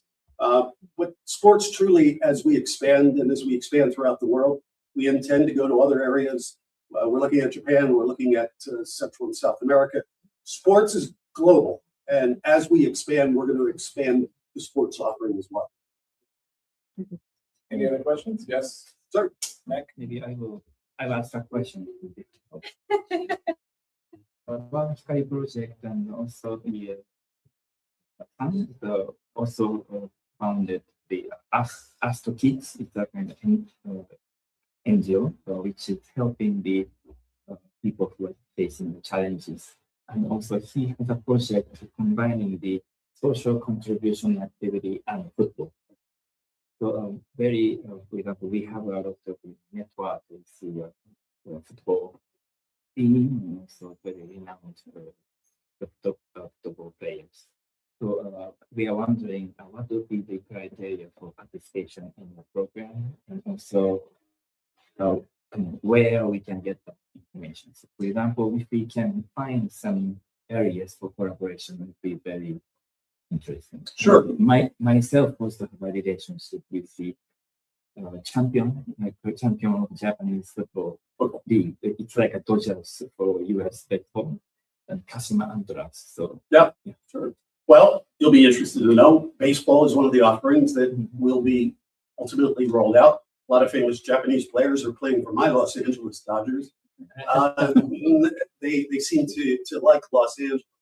So we're first and foremost an academy for sports. So the basic premise is you have a good athlete or a great athlete. We're not looking to develop the next Messi or whomever. We need that basic skill set before we begin. So we're not going to try and develop someone that can't play the sport, whatever sport it might be. So we'll have scouts all throughout the world looking for that particular person. Now, we're not looking to develop a Messi. So Messi could be a mess, as I used to say. He may be great on the pitch, but off the pitch, he's not going to fit. And we're frankly just not looking to develop just an athlete. It's the total person. The person has to have the willingness to listen to us and become educated, but become a better person. So we have a website, of course, called Euro Academy. It's euroacademy.us. We'll be out there looking for people. We're not looking for people to apply. So we'll have to find them. But we do have key geographic areas that we're really centralized on. We doubt we'll come to Europe because Europe, because for Euro Academy, I think they're doing a pretty good job of developing athletes. But Africa, Asia, especially the way Africa just got through the World Cup, amazing. But with our tutelage, our team of individuals, educators, financiers, spiritual, emotional, all these elements, we want people to believe in themselves. That's the biggest part. Because if they don't believe in themselves, no one else is going to believe in them. Great. So I also can add more about the football and sports. We have a very good lesson for academy. Absolutely. When I do my international negotiation, I try to have someone in between the targets to avoid offside. That's what we do. We stay in the middle. We're going to be their agents. We're going to be the representatives. We're going to make sure that people don't give that negative influence, mental, a lot of drugs, bad karma, as we call it. So we're going to act, teach them, train them. We're not going to just turn them over. We're going to continue to watch their career, assist them, let them come back as often as possible. As I said, this academy is 10 months out of the year. At its core, those other 2 months out of the year, summer camps, people coming in who potentially might fit our program. So it gives us the opportunity as a humanitarian organization to bring people in that may not have ever been able to come in.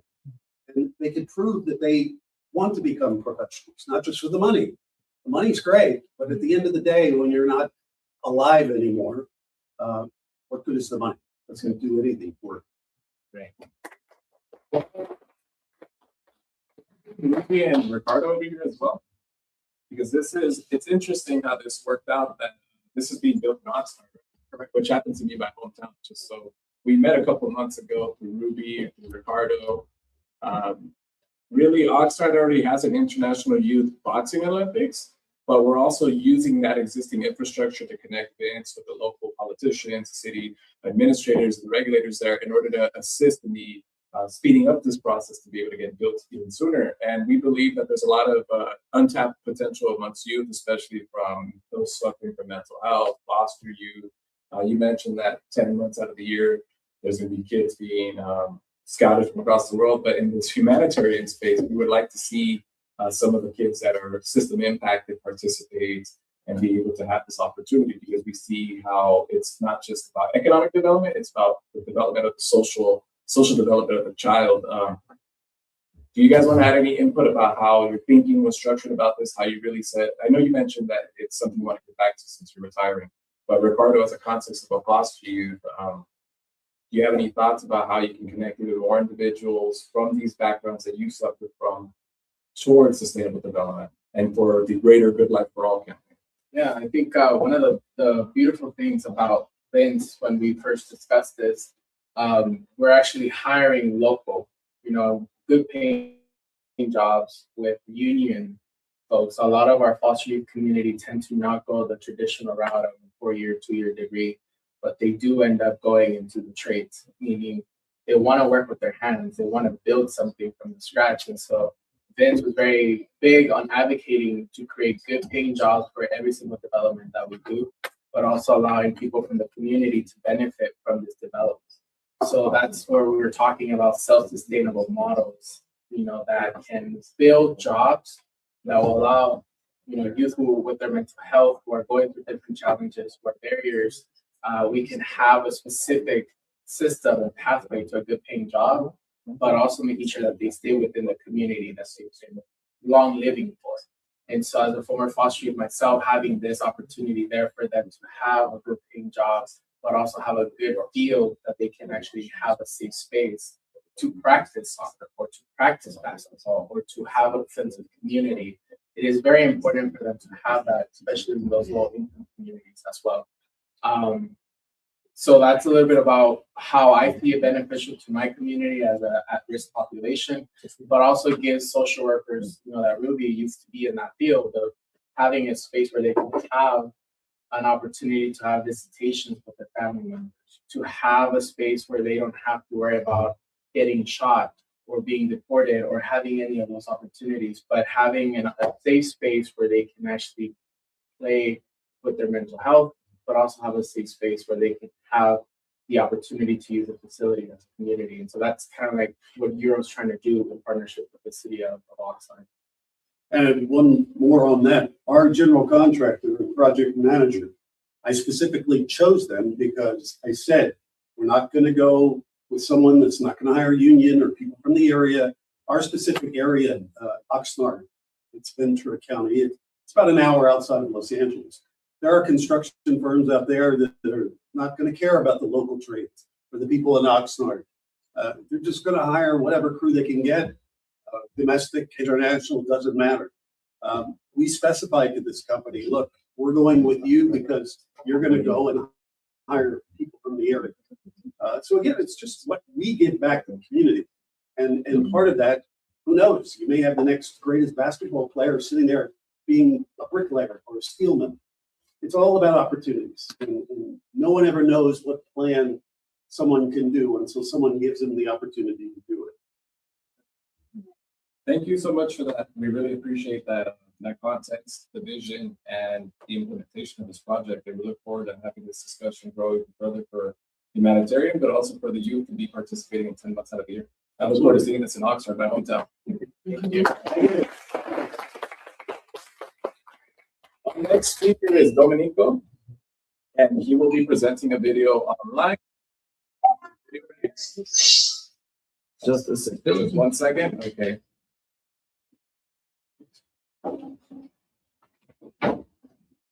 There it is. Domenico, you are on stage. Okay. As we are waiting on Domenico, let's give it a third try to the video of World Hikari project.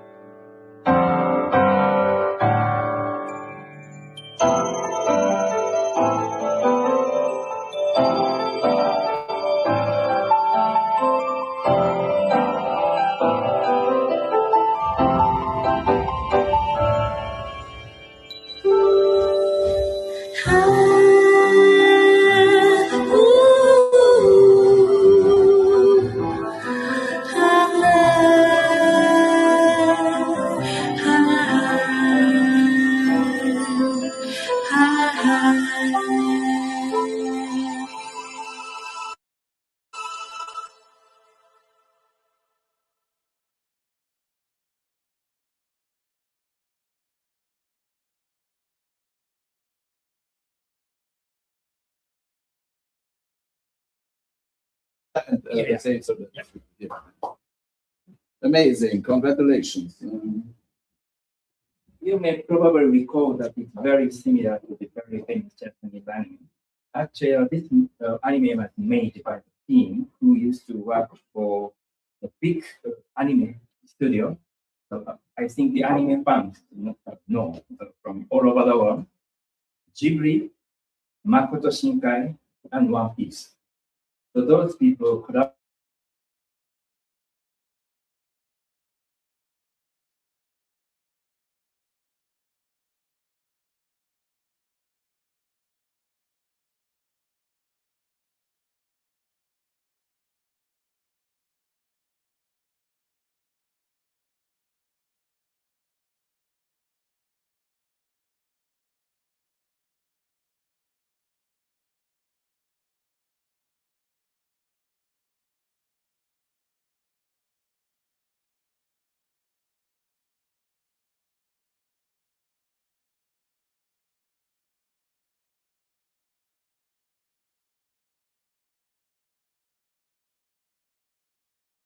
Unmuted, okay. So, but Mac was audible. Okay. Yeah. So regarding the Rotary Climate Action Club, Alberto Palombo usually is very reliable. He is the president of the Rotary Club of Brasilia International, and we have. He was also is on the board of ESRAG, is the Environmental Sustainability Rotary Action Group. It's about 5,000 Rotary members from around the world, who want to focus on environmental issues in their community service efforts. And Rotary ESRAG has been our partner at our Digital Innovation Pavilion at the last UN Climate Conference in Belém in Brazil. And there they also invited me to become a Rotary partner and a member. And we have then also set up the Rotary Climate Action Club as a satellite event of Rotary Club Brasilia International. And this Rotary Climate Action Club will be some kind of sandbox for the Rotary system to test with us these solutions like the Global Challenges Action ID, Global Challenges Action Registry, Challenges Mapping Tool, Collective Geospatial Intelligence. And so that the link with Rotary is there, and it's a friendship and partnership. I'm surprised why he's not here. He messaged me 2 hours ago that he has it on the agenda and we do it, but perhaps there was something with family or traffic. So. Rotary mental health. Yes, please come here. That's very important information as well. This plan for Vince may come to play. And Ricardo. Well, we also reached out for the Rotary for mental health. Miss Grace out of LA, but she represents Rotary International. She's willing to partner with us to implement mental health for youth and young adults. Grace also knows about Ricardo, also knows about Vincent, and how do we bring sports as an action item for mental health. And she's excited. She's willing to explore. And so I think within the next month or so, we'll bring Grace to the table, introduce her to our team, and also introduce her to Vincent and Ricardo and how we can implement sports for mental health as an action item to reduce violence in the home and in the community. Thank you. Wow. Thank you to Wolfie for having connected us with the huge opportunities in California. It's really amazing how you first connected us to Long Beach City College.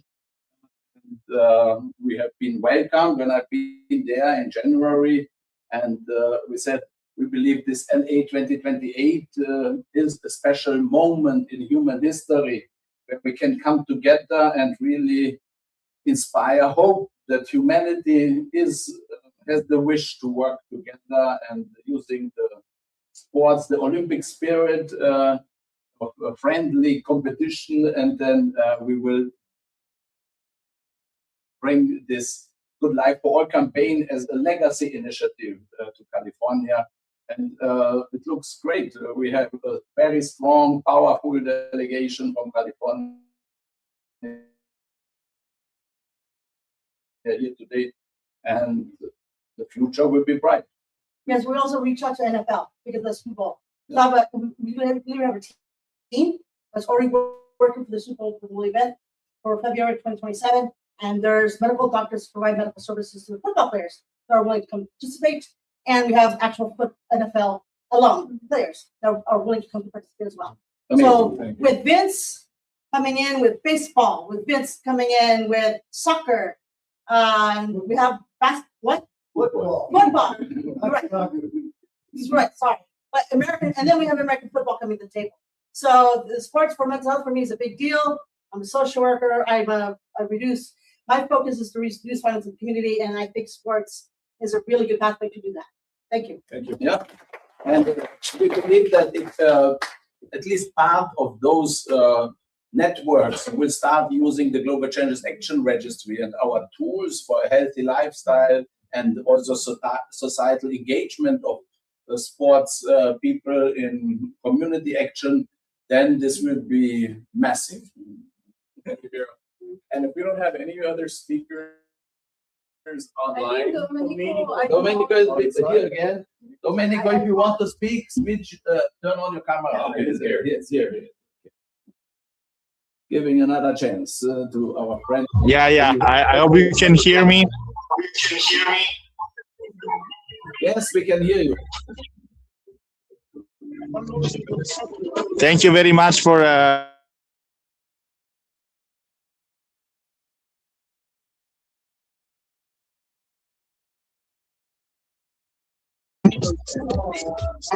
unfortunately my connection is not the best, but I want to wish to everyone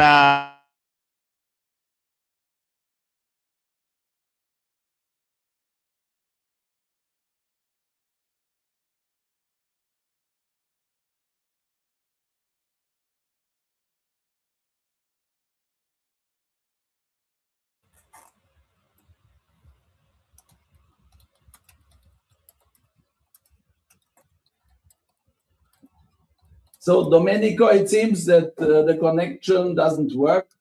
Thanks for having dialed in. And we are moving on to Alberto and Rotary ecosystem and opportunities. Hello, guys. Can you hear me? Yes. Can you hear me? Yes, we can hear you. Okay. Let's see. If we can make this work. Hello.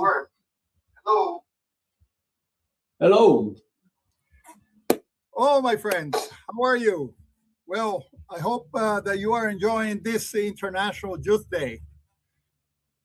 And as the UN has determined, we have different contexts and common aspirations. And that reminds us of something that is really fundamental. And that is that young people may grow in very different countries, cultures, communities, circumstances, but they share many of the same aspirations for peace, opportunity, dignity, a healthy planet, and the ability to shape their own future. And guess what? When we talk about future, there is no way that we can back away from thinking about our global change, our climate challenges that we are facing today. And that is why I wanted to talk to you around this concept of from inspiration to action. Because, you know, we in Rotary, we have a slogan that we are people of action. And but that we also think that inspiration matters, and inspiration without a pathway to action can quickly become, just promises, frustrations, etc. So our challenge is not simply to tell younger generations that they are the leaders of tomorrow, because young people are leaders today, And in Rotary, we have a couple of instances for young people and young professionals, and those are Interact and Rotaract. So let me talk to you about a little bit of that. The real question is whether our institutions are prepared to give the young generations the space, the tools, the partnerships, and the resources to lead. And this is very special regarding climate action, because climate solutions cannot happen only inside the negotiation rooms of the conference of the party conference instances. You know, we had the one in Belém de Pará in Brazil, here in where I am right now, last year, and this year we are meeting again in Turkey in Antalya. And we must help communities through the decisions that we are making as a society, as a council of parties, and we need to translate those concepts to the schools, the universities, neighborhoods, farms, businesses, cities, and ecosystems. And young people are already creating many of those solutions already. What we need now are mechanisms that connect these actions so they become visible, measurable, scalable, and capable of attracting support. So this is where initiatives such as GLOSHA can play an important role, which is connecting local action with global networks, digital tools, and knowledge and opportunities. And this is also where Rotary can contribute. As you know, as you may have heard, Rotary is a global network of people who unite to take action to create lasting change, working across health, education, water, economic development, peace, and environmental protection. And following the COP30 in Belém, we began building an idea called the Rotary Climate Action Club. As a global climate-focused COP30 legacy, virtual first, international, and designed to connect Rotarians, Rotaractors, climate practitioners, young professionals, and friends of Rotary around communities that want to work on climate action. That is nature-based solutions, resilience, climate education, engagement, and kind of like bringing the UN Conference on Climate Action to different places in order to understand that process. But the one principle is principle. And with this, I will end my intervention. We do not want to create programs for young people. We want to create solutions with young people, not only as beneficiaries, but as participants, youth as co-creators. Imagine thousands of actions around the world: mangroves restored, schools reducing waste, community monitoring water, neighborhoods planting trees, young entrepreneurs developing climate solutions. Individually, they might seem small things, but they are connected, documented, measured, and replicated as they become, and they will become collective impact. So on this International Youth Day, my invitation is very simple. Let us stop asking young people only to attend conferences. Let us invite young people to design projects, to access resources, build partnerships, and lead solutions in different contexts, in common aspirations. And increasingly, we will work on common action, because a good life for all is not simply a negotiation. It is created together. So I wanted to thank Miro for the invitation to be with you. I wish I had been there in person, but you know, we're Rotarians. We also have our day jobs, and I have also 3 kids, and I have Rotaractors here that we need to work with, especially in this celebration. So I thank you, and I wish everybody a happy International Youth Day. So enjoy your activities there in Austria.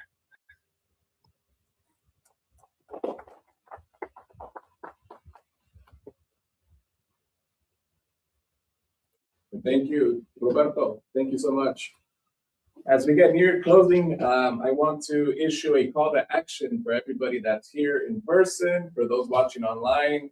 I think there's three main areas that we need to focus on. One is partnerships, as our friend Conrad's doing. He's got the educational institutions across Europe, the work that we're doing in California, the work that we see here presently. These are all different people with different networks. We need to continue building SDG 17 in order to get to our other sustainable development objectives.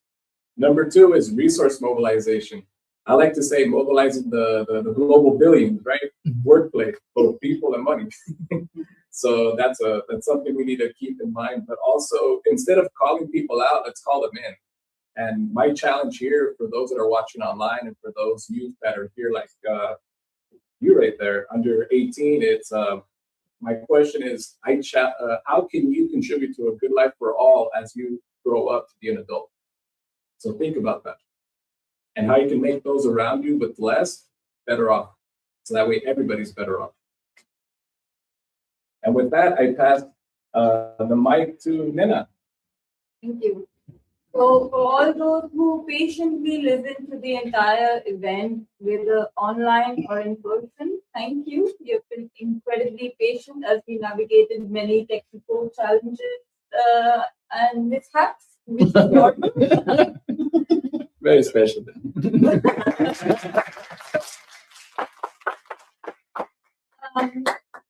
So I do hope that this day is not just about celebrating the International Youth Day, but it's also a chance for us to plant seeds around concrete demonstration and implementation of what this partnership can do together, and what kind of new projects we can actually bring to life, and what that actually means for youth empowerment, not just in dialogue, but also in concrete action.